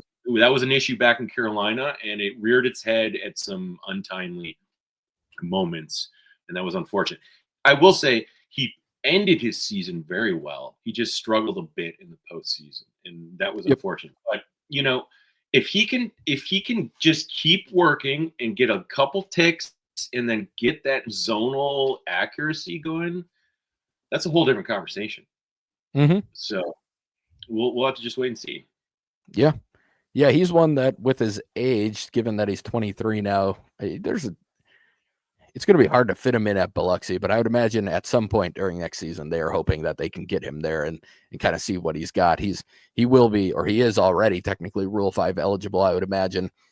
Nobody was going to be super interested this year, but if he has a good season next year, he can put himself on that type of. And I do recommend that interview with Seth. It was a really good interview, and he talked about his changes from 2023 to 2024 in terms of his approach and his mentals, and like it was just really insightful. Really good interview. Yeah, 100%. We've got one more starter left. Edwin Jimenez only made 8 appearances, 6 were starts. I think we saw some pretty good things in 2023 from him. I saw him in person. I really like the breaking ball with him. I think he does a good job of using the fastball and breaking ball kind of off of each other, but we didn't get to see much from him. If there's anything you want to hit on with him before we move to our kind of next tier here. Yeah, I would just say with Jimenez, I felt like he was a little overweight, oddly, this year to come in, and that may have impacted him, but I'll just mention something I've said a few times before. To me, if you were going to, conceive of a prospect category of, the name's going to evade me here. This is hilarious. Again, second podcast in a row. And yeah, it doesn't matter. He's a guy who thrives on, the off speed and then, pitching low in the zone. That's when he's most effective. When he's tickling the low part of the zone, because he can fool you with heater and his off speed. And didn't really, even in the short outings, we didn't see what we saw the year previously. And I think part of that was because he was a little overweight and he got ultimately injured for the season. What I was going to say, got it, Mike Fears. Sometimes these players get lost in the archives. He reminds me so much of Mike Fears. Like, it's uncanny. When he is on and absolutely hitting it, I just like, wow. But not as consistent as we need to be. He was very inconsistent in Carolina. Then he had a really good consistency. He had a very good 2023 season. Now we don't know what we have. So we just have to wait to see how he comes back. Yeah, absolutely. So we've got 4 names here that kind of fit into they were a starter at times. They were in the pen at times. They were doing piggyback starts at times. Brian Fitzpatrick, Patricio Aquino, Steven Cruz, and Mark Manfredi. So kind of starting with Fitzpatrick, big, tall lefty guy who, another 10th round pick, a guy who showed some pretty decent things this season. I thought the ERA, it looks really good.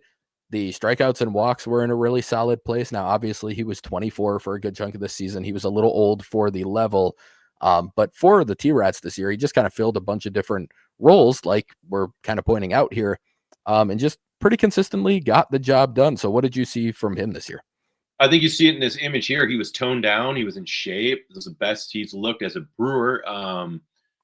I think that stint, if we're going to say, Taden Hall's home runs were kind of a little anomalous from Aussie land, I think that his stint in Australia really helped. He came back on fire. Yeah. He was getting more strikeouts than he had in low A, which is a good, that's a good thing. And very accurate in 2024. I think I left this season more excited about Brian Fitzpatrick than, frankly, I thought it could be. And so that's exciting. I think he's got a little more liveliness in his arm than we knew. And I think part of that is he got into, and it's a little bit like Russ Smith in that way. He lost some weight at his size, and then he started being more accurate and more effective. And, you never know what these players are dealing with when they get into a professional environment. It takes time, and we have to remind ourselves of that. But Yeah, I think Brian Fitzpatrick had one of the more impressive overall pitching performances of the entire year in Wisconsin. So, Yeah. Yeah. Moving to Patricio Aquino, a guy who I was pretty high on coming into the year. I thought there was a pretty decent chance of a big breakout. I love the slider that he throws. There was pretty decent velo early in the season.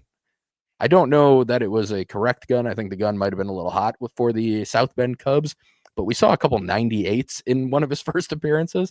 yeah, He did not get near that as the season progressed. He would still top in the mid 90s, but he sat more in that 93 range, and there's a little bit of run to it at times. I think he might be throwing a cutter at times. It's hard to tell on some of the camera angles that you get in minor league baseball, but he's an interesting arm. The numbers didn't really look great on the whole for the season. They were fine. He had some pretty good stretches. He was pretty streaky throughout the year. But what did you see from Aquino? Yeah, I like Aquino quite a bit, and I think there's more in there. He's a guy like I don't buy the 98 for a moment when I saw it, but is a guy where I'm like he could down the line. He's got a stockier He's got the frame. His build. slider is wicked when he's locating it. He's got run on the heater. I think bullpen is his best role. We'll see moving forward. He was very impactful in the bullpen in high A, and then they moved him back into a starter. They kind of did a zigzag. Whereas with Fitzpatrick, I kind of question. I think he could be a starter, honestly. And so it's a little bit different there. But yeah, I really like his stuff. I think he's one of those guys that, boy, if he could sit 96 with that slider, Oh yeah, that's a weapon in the bullpen. So it's just a matter of time to see if that can happen. Yeah.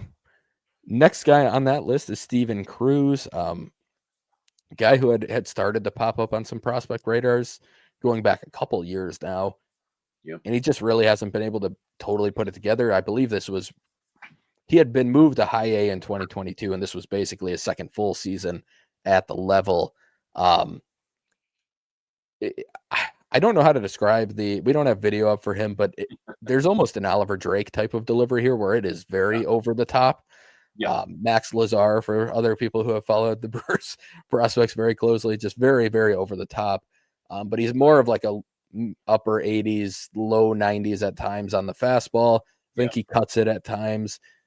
From that slot, there's a decent curveball, but he just hasn't really put it together. He had moments this year. He was fine this year, but just didn't see the breakout I think we've hoped for a couple of years. And now it's getting to that point where it's going to be hard to envision that at any point in the future. But anything on Steven Cruz before we touch on Mark Manfredi? Yeah, that delivery is something, right? Like I remember when he first got onto the scene where we could watch him. He's got a weird foot kick. It's like a delay and then a foot kick. It's like, huh? But yeah, he had a much better year than he did in 2023 when he was called up. Where, oddly, there was some, this is completely unsubstantiated. I don't know, but on the forums, there were people that lived in Wisconsin that felt like he had gotten a girlfriend in Wisconsin and may have been distracted. I was like, well, okay. Isn't that every young man? Anyhow, so he just had a rough 2023, but he gave some really important innings. Yeah. Estevez when he needed him most. Like he was kind of a guy that would fill that, 2-inning stint, maybe 3. If I remember off the top of my head, he had some key late inning, 1-2 inning stints when the bullpen was tired. But to your point, you never really fully believed it. That was the issue. Like he wasn't a guy that if you had a 1-run lead in a must-win game, you felt a little bit like, boy, is he going to have it today? And I think that's still his concern there. And until he can get that consistency, it's probably going to remain. Yeah. Agreed. So we've got one more in this kind of tier here. Mark Manfredi, a guy who ended up going to the Arizona Fall League. Things did not go well for him there. We won't even touch on that much. It was a rough showing, but he did show some good things throughout the season. A 36% whiff rate was extremely high. He struck out quite a few hitters. When I watch him, I just get like a mix of, and this is a delivery comp, not a pitcher comp, but a mix of Brent Suter and Josh Hader. Like there's a level of like the Josh Hader turn, and then also the Brent Suter like quick wind up. It's hard to see on this video here. He's not moving as quick, but You can still see how fast that ball leaves. Yeah, and it looks like at release, it looks like a Suter type of delivery. So it just reminds me of those two. And like you can see on this video, like he has stuff that moves in every direction. He got a lot of whiffs. There's pretty decent stuff here. He really struggled in the AFL. But what did you see from him, I guess, throughout the Wisconsin season? Yeah, the AFL numbers were shocking to me. This is a better pitcher than that. I don't know, and I don't know what he was working on. I don't know what they were trying to work through down there. All I can tell you is that he started as a starter, and then they moved him to high leverage inning roles in the bullpen. And Victor Estevez, this would be paraphrasing, but in an interview late in the season, he said they need to get that heater into higher leverage moments. And so they wanted to get him into that like 7th, 8th inning role and potentially close. And we'll get into the Yerlin Rodriguez roller coaster later. But yeah, I just feel like this is a guy who has boatloads of stuff, from that crazy delivery to the way the ball leaving the hand is very fast, and it's surprising. You see it, and you saw it in the games, but somewhere along the way in his season, he lost his release point, or he lost his timing. I don't know. I'm not a pitching coach, but yeah, it just didn't go the way we thought it was going to go. And whereas Tate Keener's stock went up, Manfredi's stock kind of trended to the side because you just didn't know where it was going to go. Yeah, agreed. He's interesting to me. Now he's 24. He'll be 25 at the beginning of next year. He was an older pick out of Dayton in that 2023 class, but you can also 100% see what they like in him. There's real strikeout stuff. There's swing and miss stuff. And the delivery does, just to me, feel like it would be a weird delivery to hit against, and like the ball would come out a lot harder than the radar gun might say if you're standing in the box. So definitely an interesting one to watch. We'll move to our final tier here, which is just going to be relievers. First name on the list, Craig Yoho. We won't touch on him much. We're going to talk about him a lot more in the next 2 episodes, I'm sure. But this is where it started. I tweeted a video. The numbers are absolutely absurd. They're all ranking in like the 100th or upper 90th percentile for almost everything, especially the strikeout numbers and the whiff numbers. They were insane. I tweeted out video from his first outing on opening day, and I was like, is he throwing air benders? And I liked the pick quite a bit because he was somebody that I had actually gotten tipped off to by somebody who went to Indiana and was like, this dude's stuff is gross. And I couldn't find hardly any video on him. So I wanted to watch him pitch, and Baseball America put some video out from behind the plate in Instructs, and it was like, oh yeah, this is really good. But you couldn't really see how good the changeup was until you got the behind the mound footage of it. And it's a ridiculous pitch. When he did get to AAA, it was labeled as a lefty curveball for his first couple of outings because it's such a ridiculous pitch. And yeah, he just dominated so much. I think he gave up 1 run, I want to say, and it may not have been earned in his time in high A.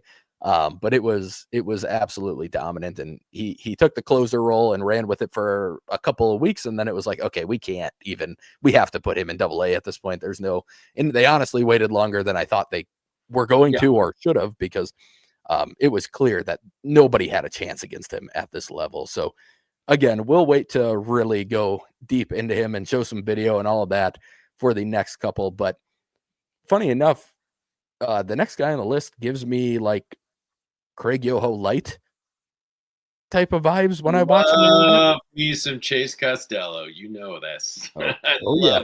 Game.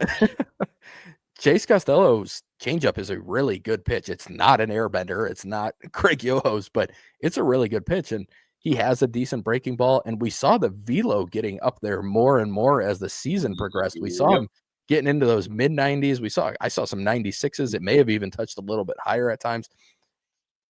It was really good stuff. He had a really high whiff rate. He had a really high strikeout rate. The walks were reasonable and pretty decent ground ball numbers. Like everything he did this year was pretty good, and he didn't really get much attention. This is a guy who went to LSU. He was an undrafted free agent. Technically, he was an indie ball purchase over prior to the 2023 season. We didn't necessarily see, or actually it was prior to this last season, I should say. We didn't necessarily see it like early on. I didn't see it with him. And then something clicked like a month in where all of a sudden the stuff looked sharp. It looked really good. I guess, what did you see from Costello especially as the season progressed? I love him. That's a major league arm, no doubt about it. He's going to be in a major league bullpen. It's a matter of when. I don't know when, but boy, I hope it's with the Brewers. He's got ride, baby. He's got run on that heater. It moves, It tails. It's it's a weapon. All season long, I kept saying, "Oh, there's Chase just pitching dimes again." He's like, so if Craig Yoho is like a superhero, Chase Costello's his sidekick, right? Like he's got it. He's got it, and he's got a presence, right? He's a big dude, like 6'4", 215 there. I give him 220, 225 now. He's built. You love a guy like that in the mound in the 7th, 8th inning because you know he's ready to kick some butt. He's just a fun guy to watch. He got injured a little bit, I think, mid-season with Wisconsin. He came back, dealt it, and then boom, was promoted. And I was so happy. I was so happy for him. And so I said it last episode, but I want to remind people again, like I put like Aiden Maldonado in with this class with Chase Costello and with Will Childers. All of these guys have stuff in different ways, and it'll be fun to watch them together. Yeah, 100%. One arm that we have talked about with each other multiple times, and just overall, this is one of the most enticing arms in the system. Yerlin Rodriguez, we've seen him reach back for 101 at times. He sits more this year, especially. He sat more in like the 95 to 97 range, but we still saw triple digits a couple times. We saw a decent amount of 99. We also saw over 9 walks per 9 innings, which is an absurd number. Pretty much as bad as it got in minor league baseball last year. And at the same time, you saw 37% whiff rate, which was up there with as good as anybody had in baseball. And he also gets a lot of ground balls. So when he throws the ball over the plate, good things tend to happen for him. It's a good slider. He was working on a cutter this year. He didn't use it a ton, but you saw it at times. There was like a 92 mile per hour pitch that would move to the left, to the glove side a little bit, and it was like, that's the cutter for sure. He was also said to be working on a splitter. I did not see him throw that when I was watching, but it's also possible he spiked them so bad that you couldn't even tell on some of them. So I mentioned like with Keener, the walks being too high, and obviously they weren't nearly at this level either, but also this is a case where it's obvious that this guy has a complete lack of command when you watch, even if you couldn't see the walk numbers. Like, he's not missing closely a lot of the time. He's missing pretty badly a good chunk of the time. But the arm is just electric. So you hope that if you can even rein it into a reasonable walk rate of around 4 or 5 per 9, suddenly he's a legitimate reliever candidate down the road because the stuff is that good. But I guess what did you see from him? And do you think there's any chance of this, of him reining it in enough to make it work? Closest thing we have to Rick Vaughn, I'll tell you that much. It's he just, boy, his stuff is unbelievably electric. Mm-hmm. I mean, and it's universal when he's on the road.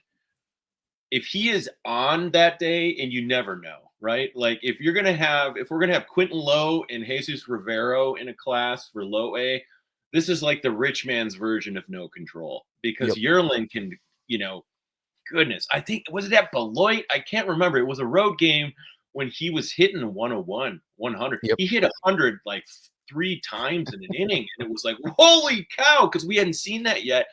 And he was accurate. My like a golden door was opening in my minor league experience where I was like, oh, but boy, it was literally a nosedive from there. And you in that road telecast, the guy was essentially saying, well, he's certainly not going to be in high A for long. Well, if only, right? Yeah. He sits 96 through 98, mainly 96, 97. But gosh, when he's missing, it, like, to your point, it is like in the dirt. It's high and wide to the backstop. It's wild pitch with men on bases. It's 3 walks, wild pitch, hit a batter, you're pulled. It's devastating. Yeah. And Chris Merring and Kyle Lobner know it too in their post-game pods. I mean, it's like anybody who watches knows it. His stuff is electric. The raw toolkit is immense. It's major league caliber, but boy, there's a huge asterisk. Yeah. Will he ever tone it down, rein it in?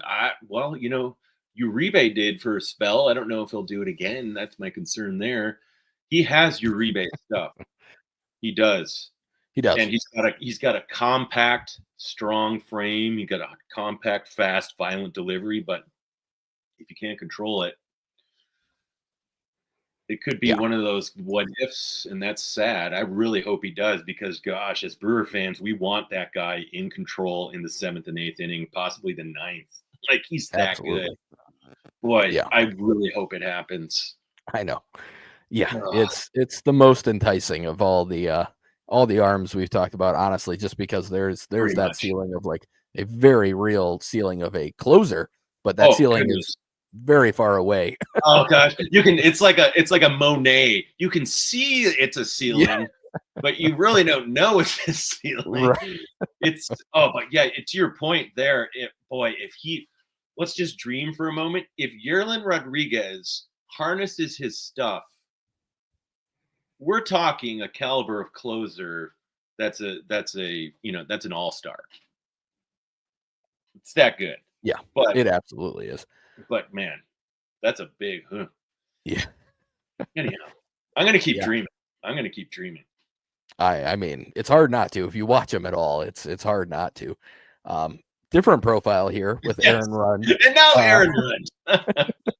Aaron Rund does not throw that hard. He's more of a low 90s guy. You see him get close 93, 94 at times. But heavy ground ball guy, big time sinker guy. The slider is kind of a short slider that also seems to get a decent amount of grounders when I've watched him. He spent some time in the closer role as well. Definitely not a strikeout guy, although it's more that he doesn't get whiffs. He actually does a pretty good job, it seems like, of locking hitters up. He'll kind of backdoor that sinker a lot. He'll use the slider on the other side to do the same thing. But it's more of a profile of a ground ball type of guy, but he had really solid results this year, and the peripherals liked it as well. That 52% ground ball rate is very high. He just kind of got the job done all season. So he was probably one of their more reliable guys after Yoho left, especially just kind of being able to go out there and just throw strikes and not put them in bad positions all the time. He just gets the job done. I don't know that he's one I look at and go, okay, yeah, I see a huge future as a major league reliever, but the type of guy who, if everything breaks right, you can see it, especially if you can add a little bit more whiff to the profile. But the ground balls are a good place to start at. Anything you want to add on Rund? Yeah, I mean, in terms of efficacy, he was very, he was consistent. He gave quality innings almost every. Did he give up a home run? I don't think he did. Did he? Nope, he did not.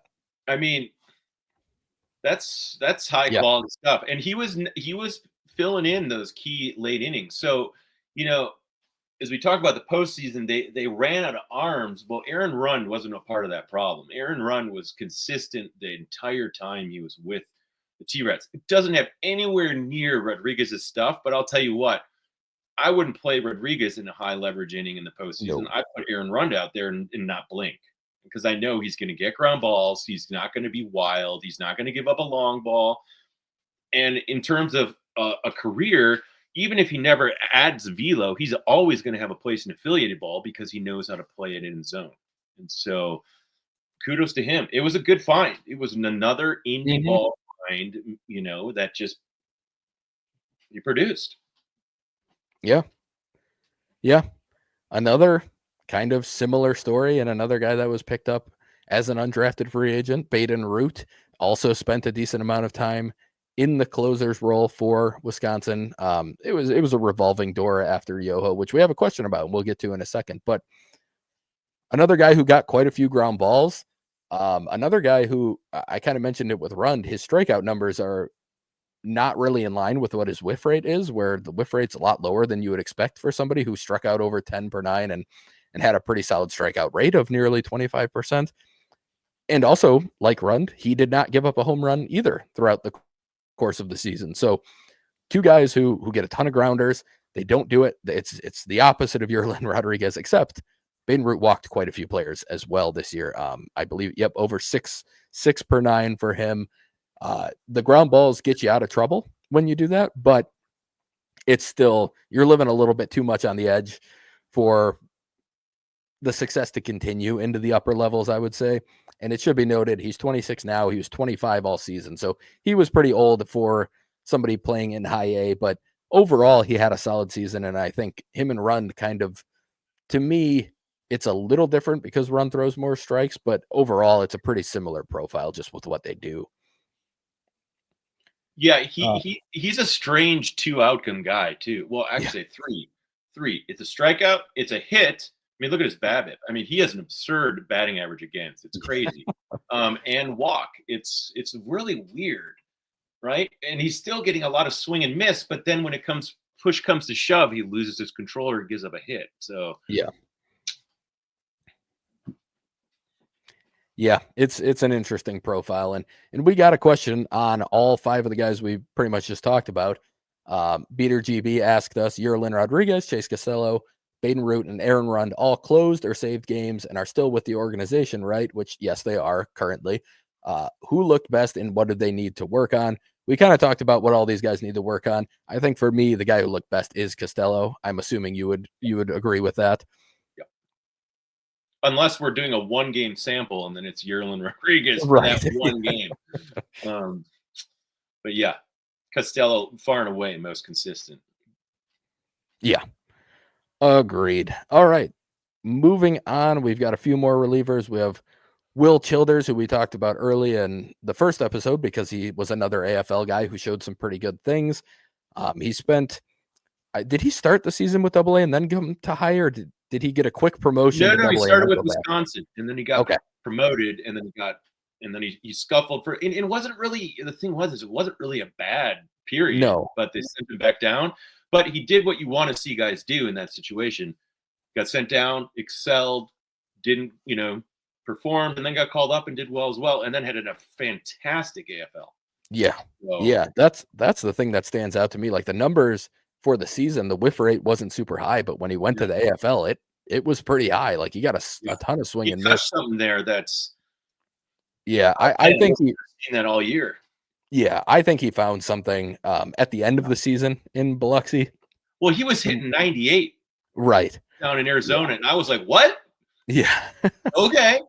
So and with Run, like this wasn't So this is one of the more exciting bylines that, frankly, and granted, when you're in the weeds like I am with all these players, like this is one of the most exciting bylines of the entire season to me. Yeah, Will Childers is AFL, book it, top 10 right there.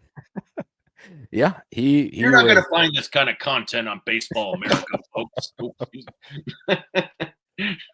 No, he showed really well in the AFL, and he had a solid season too. His FIP was much lower than his ERA. He had a little bit of bad luck here, as you can see with the 357 BABIP. For a guy who gets a lot of grounders, not a ton of line drives and stuff like that, that doesn't add up a ton. He also got a lot of infield pop-ups. Like that, it's a really high BABIP. BABIP can be misleading. Like sometimes when it's high, it makes sense. BABIP is such a, oh man, if I were a pitcher, boy, it would be like my least favorite stat. Yeah. It would show you how much I'm getting screwed, essentially, by the baseball gods.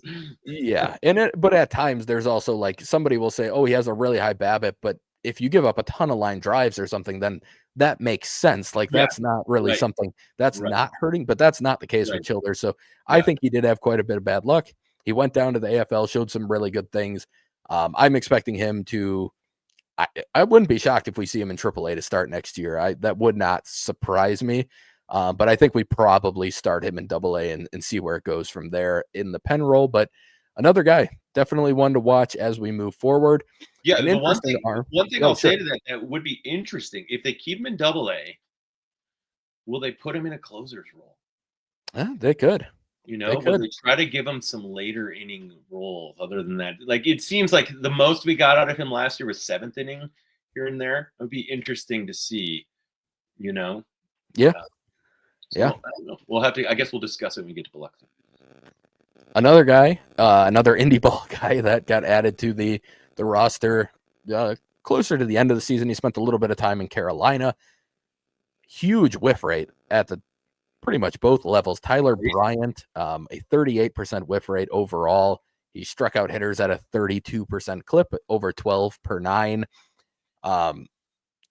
Super, just watching him, like he has a little bit of electricity to the way he goes out there. It actually, looking at his picture now on the screen here, I actually, it reminds me of like the way Burns does things in terms of like his just slapping gloves and like getting pumped up, but he doesn't show it until after the inning or after he gets through whatever he's doing.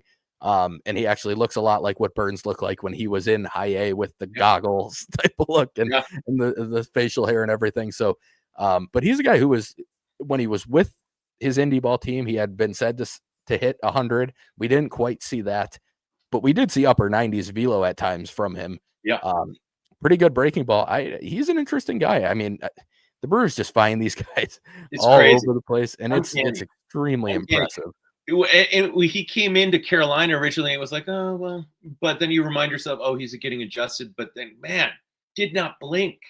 No. And he's another indie baller who's completely unafraid of the moment. Yeah. They put him in a strictly closer's role late in that season, and he did not give up much at all. No. It was the one thing we saw, probably a few too many walks for what you would want, but he worked. I think he was starting to rein that in a little bit as well as time moved on. He definitely was. So he's really, really high level competitor. Like he wants the ball. Yeah, absolutely. So we've only got 5 more left here. We're going to start with Dikembe Sanchez, guy who we've talked about a little bit on previous episodes. Guy that showed some really good things with his cutter. This is a 20-year-old for the entire season. Moved through multiple levels, solid whiff rates, solid strikeout rates. Walking fewer than 3 per 9 is really good for somebody his age. I think that's probably my main takeaway when I watched him. He's competitive in the zone, but he also had a 60% ground ball rate, which is absurd. Like he struck people out and you get grounders. Though to me, there's no better combo for a pitcher. Everything he throws sinks. Yes. Yeah. And the cutter reminds me a little bit of the Corbin Burns shape where it's meant to play down at the bottom of the zone, where some guys play it up. It's meant to play down and get those grounders. And I mean, they really struggled with it at both. Dikembe's a guy I kind of want to see if they're going to start giving him more innings. I really do. Too. I'm hoping he starts. Yeah, he's got that athletic build. He's man, we talked about it last episode too. I'm extremely excited about him. Me too. And maybe reasonably so, but it's okay. Yeah, just watching him, he screams like there aren't too many guys like this, but he screams like I should be a starter if I can hold up that way. Like the Brewers have had guys like that. I think Hunt started showing that, and we all kind of were like, oh, maybe they will put him in. That's a really good starter's role. Actually, to me, Maldonado actually showed it at one point, and he started a little bit, but he's just. We'll get to him in a second because he's next on the list. But Aiden Maldonado is another guy who kind of he has the repertoire to make it work, but he did struggle a bit in that role. They tried it in Carolina, and it didn't necessarily go super well. So moving to Maldonado here. This is a guy with a bunch of different pitches out of the pen, which I always find interesting. I think that type of profile can play up a little bit because hitters are only seeing you once. And if you're throwing a bunch of different pitches at them, they don't really get to adjust to it. And he's got the cutter, he's got the 2-seam. We saw velo up to the upper 90s in college. He was more 93, 94, maybe 95.6 at times this year. But I like Aiden Maldonado, and you mentioned you do as well, but like the whiff rate stands out, the strikeout rate. He lowered the walk rate by a decent amount this year, which was really good to see. It's interesting to me with the way his stuff works. I mean, he's got 2 good breaking balls, and the changeup I thought took a huge step this year. I didn't think the changeup was great the year before, and I thought it was really, really good this season when I saw it. I'm a little surprised by the lack of ground ball in his game because it seems like he has the stuff to get him, but he doesn't at all. Like it's a very low ground ball rate. So that is interesting to me, but I saw him in person a couple times, both in Cedar Rapids and in Appleton. And it's a tough delivery to pick up. the numbers to me, the surface level ERA and everything else just don't do it justice to what I think he's actually capable of as a reliever. And I think you're in the same boat with that. 100%. 100%. I just, when I watch him, I love pitchers who have a little outlier capacity to their game, and his delivery is an outlier. Yeah. It's really herky jerky. But it's also fast, and it's also slightly violent. And then he's got this like wild breaking ball game and sink action, and the ground ball, to your point, like I was like, what? Because it seems like with the amount that his balls drop as they come over the dish, that he would get more. Yeah. This is a guy to me that I feel like is just scratching the surface. Agreed. And that's why I put him with Childers and Costello, in that they all have outlier somethings, and to me, they're all guys that could give you major league innings down the line. Yeah. Yeah. Agreed. Another arm that I think was pretty interesting all year. We talked about him on the last one, probably more in depth than we need to on this one, because we did go into a decent amount of detail with Jefferson Figueroa last time. But a guy who was a 2019 high school pick and has just kind of worked his way through the system slowly. He was in low A for a decent amount of time, kind of made it to high A and stuck a little bit better this time around. 3 ERA for the season, high whiff rate, 37% whiff rate, which is really good. Walks are higher than you'd want again, but like I saw some pretty good things from him. I think he's got some pretty good velo in the tank, not quite high leverage reliever type stuff, but pretty good stuff. What did you see from Figueroa that maybe we I haven't still already think Figueroa is a starter. I could see that. I just and he had a really good year, but it was mainly in like a 2 or 3 inning guy capacity. I still think down the line his best role is going to be, I don't know, I think it's starter. He's got enough in the tank, and the other thing about him is he keeps his velocity. Mm-hmm. So it doesn't dip. It sits like 93, 95, but it's the whole outing. And I think he was, if this is off the top of my head, but I think he was starting for a time in Carolina, and then he was struggling with walks, and they moved him more into that 2-3 inning guy. I think that given what he showed with the lowering of the walks, if he can keep that, I'd like to see them push him. But time will tell if they'll do it. But I like him quite a bit. I was calling for them. Please promote Figueroa. He's been your Yeoman for years. Get him up to high A. And then he came to high A and he showed. Yeah. Like it wasn't, it was not he was not overmatched at all. He was really good. I felt validation.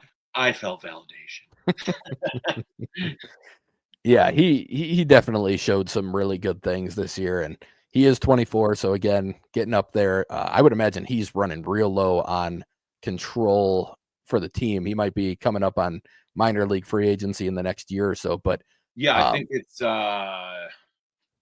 maybe this year. I think it might be it's upcoming fall 2020. It's definitely coming up soon. So probably going to be a pretty big year for him. You never know. Maybe you see him in AA to start next year. But again, there's a lot of pitchers that are going to be fighting for those spots. So probably back in high A, and eventually they'd probably like to see him there. Chandler Welch, we don't have much to talk about here. He pitched in 1 game total. He did pitch, excuse me, in the playoffs. Correct. 50% K rate, folks. Yeah. I mean, I like Welch quite a bit, but for now, there's just not much to talk about here. We're mentioning him and Mason Molina kind of together here as 2 draft picks that we did see technically make it to high A. Molina struggled pretty badly in his playoff appearance for the T-Rats. He did show pretty well in his initial appearances with the Mudcats, as well as a playoff appearance, I believe, with them as well. Getting a bunch of whiffs, getting some strikeouts. He's got like the Ethan Small type of mix for me, but with a better breaking ball and with a better actual shape to his fastball. So he's interesting. I think he's one I'll be watching. Welch to me is like the prototypical Brewers draft pick, where it's like 5 different pitches. He's got all 3 fastballs. He's got multiple breaking balls. He's got a changeup. He's just got everything that you kind of look for in a Brewers type of pitcher. And one that I'll be watching pretty closely next year. But again, we didn't get much to see from them. But in the little bit that we did see, anything you want to touch on quick? No, I think you touch on it there. I think the thing that's interesting about Molina is he's only 21. Yeah. But yeah, we didn't see enough of either. Molina, I was excited to see him in the postseason, and he did get shelled. But I think part of that is he's going to have to learn how to locate, or either he's going to have to add a little bit more to the velocity. But, Yeah. It'll be interesting. He'll start in high A. I think both will. So. I agree. Yeah. Agreed. So that is all our tiers. We do have a few questions left. We'll get to those quick. We don't want to pass by on the questions that we get. We really appreciate all of them. I'll be right back. Okay. We really appreciate all of them that you send in. This is getting really long, but we'll go with I'll start with this one. Cheesehead and QC ask, which pitcher who missed the full season in 2024 are you most excited to see back out there at some point in 2025? For me, it's a name that Joseph mentioned earlier, Cameron Wagoner. I'm a big fan of Wagoner. I know what Joseph is going to answer. He's going to say Tanner Shears, so I'll let him talk about him in a second. But Wagoner is somebody that I thought was really coming along in 2023. Both the guys I mentioned had Tommy John surgery, but Wagoner showed improved velocity once he got to pro ball. This was another day 3 pick out of, I want to say, Eastern Michigan, and just really solid stuff across the board for him. Wagoner's got multiple fastballs, although I think they went a little too heavy on the 2-seam with him. And then good breaking balls, solid changeup.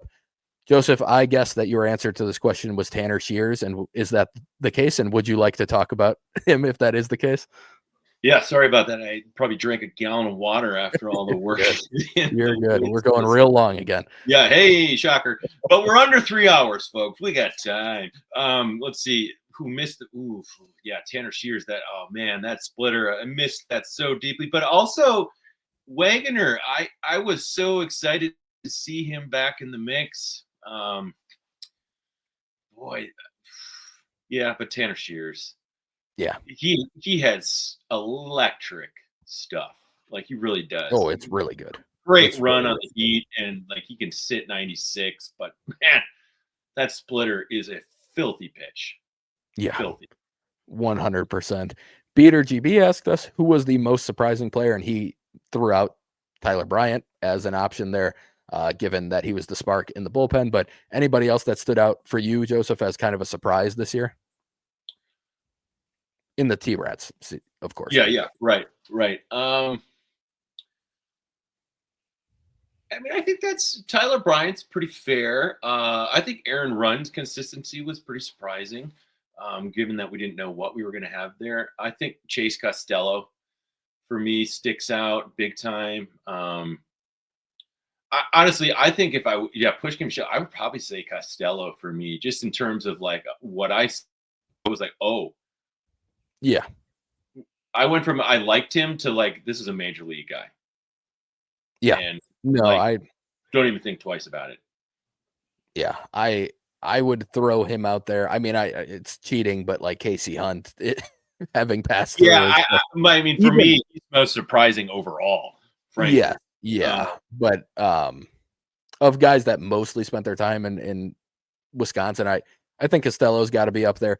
For me, Arianamo did surprise me, and not to like an insane extent, but like I was not expecting him to look like he did, because I did not expect the power to show up, and it really did show up. The thing about Arianamo that's fascinating, if we remember, Arianamo, when he first came to full season ball, they placed him in Wisconsin. They did, yeah. And he didn't show very well, and then he got sent down to Carolina. But it kind of showed me then where I was like, oh, they kind of like this guy.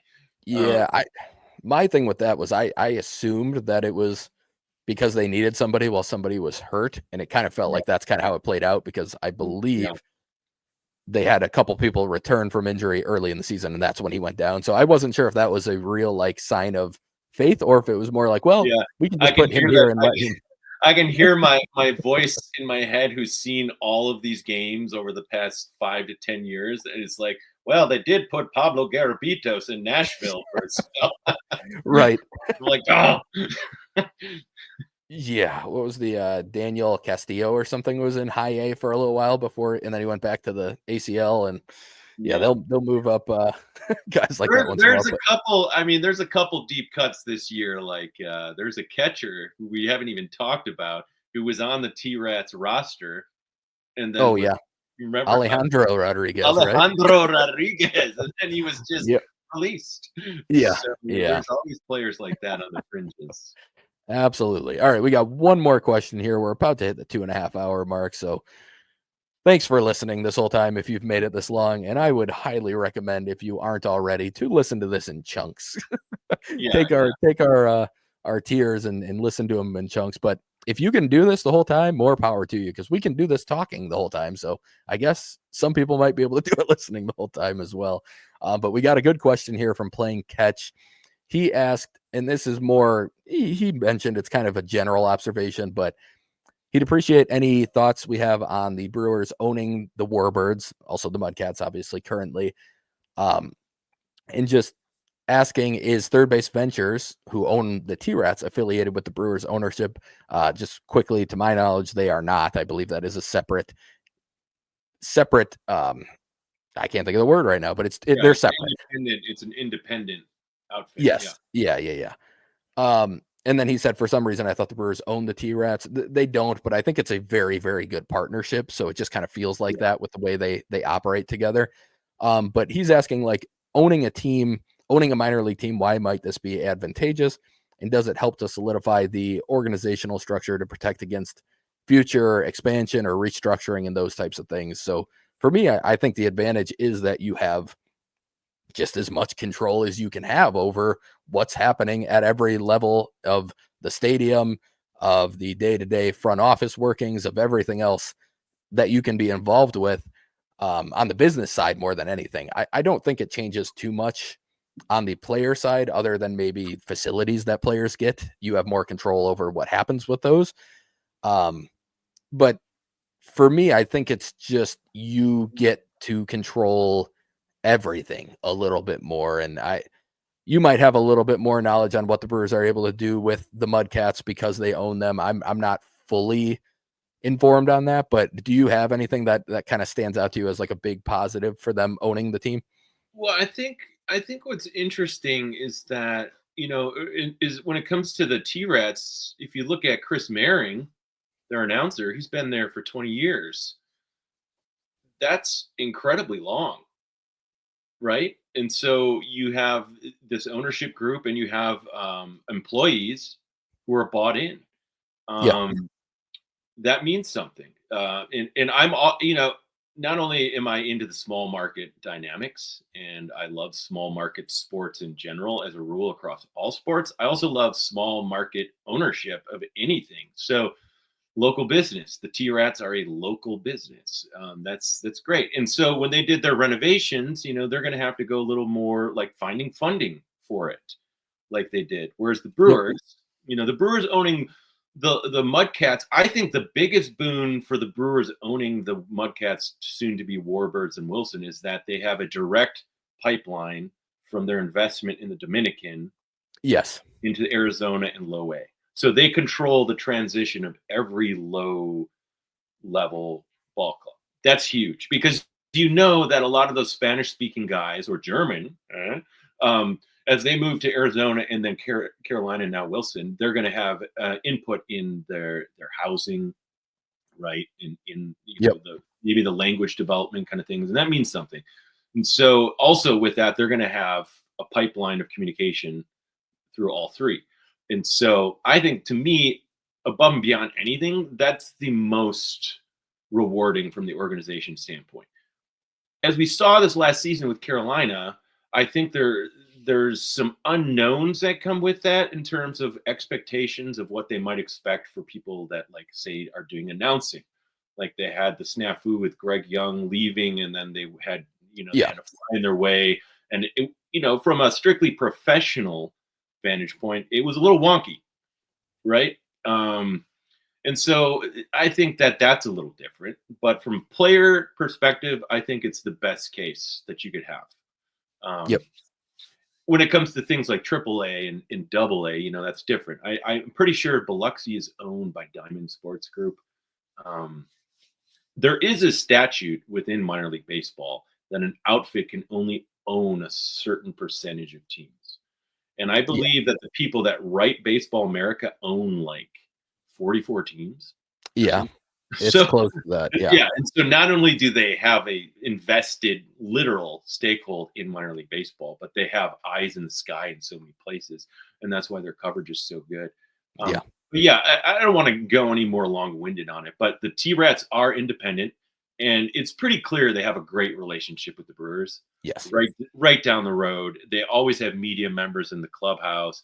And the last thing I'll say to that is the media that we are gifted every year being T-Rats fans is next to none. Yes. Like, we are spoiled. The YouTube home packages we get for every game where you get like 6 minutes of highlights, you do not see that No. anywhere else. AAA on down. So the Timber Rattlers are a pinnacle of minor league baseball. Absolutely. I think that's a good way to finish this off. We went even longer than last time, but We did. But shorter than the first. Shorter than the first. No, I mean, we've had plenty of feedback on people telling us, don't worry about it, just talk. And that's what we're doing. So we're going to keep doing that. We've got 2 more to go. We'll cover AA and AAA on the next 2. But for now, thank you all for listening, and we will see you next time. Happy holidays.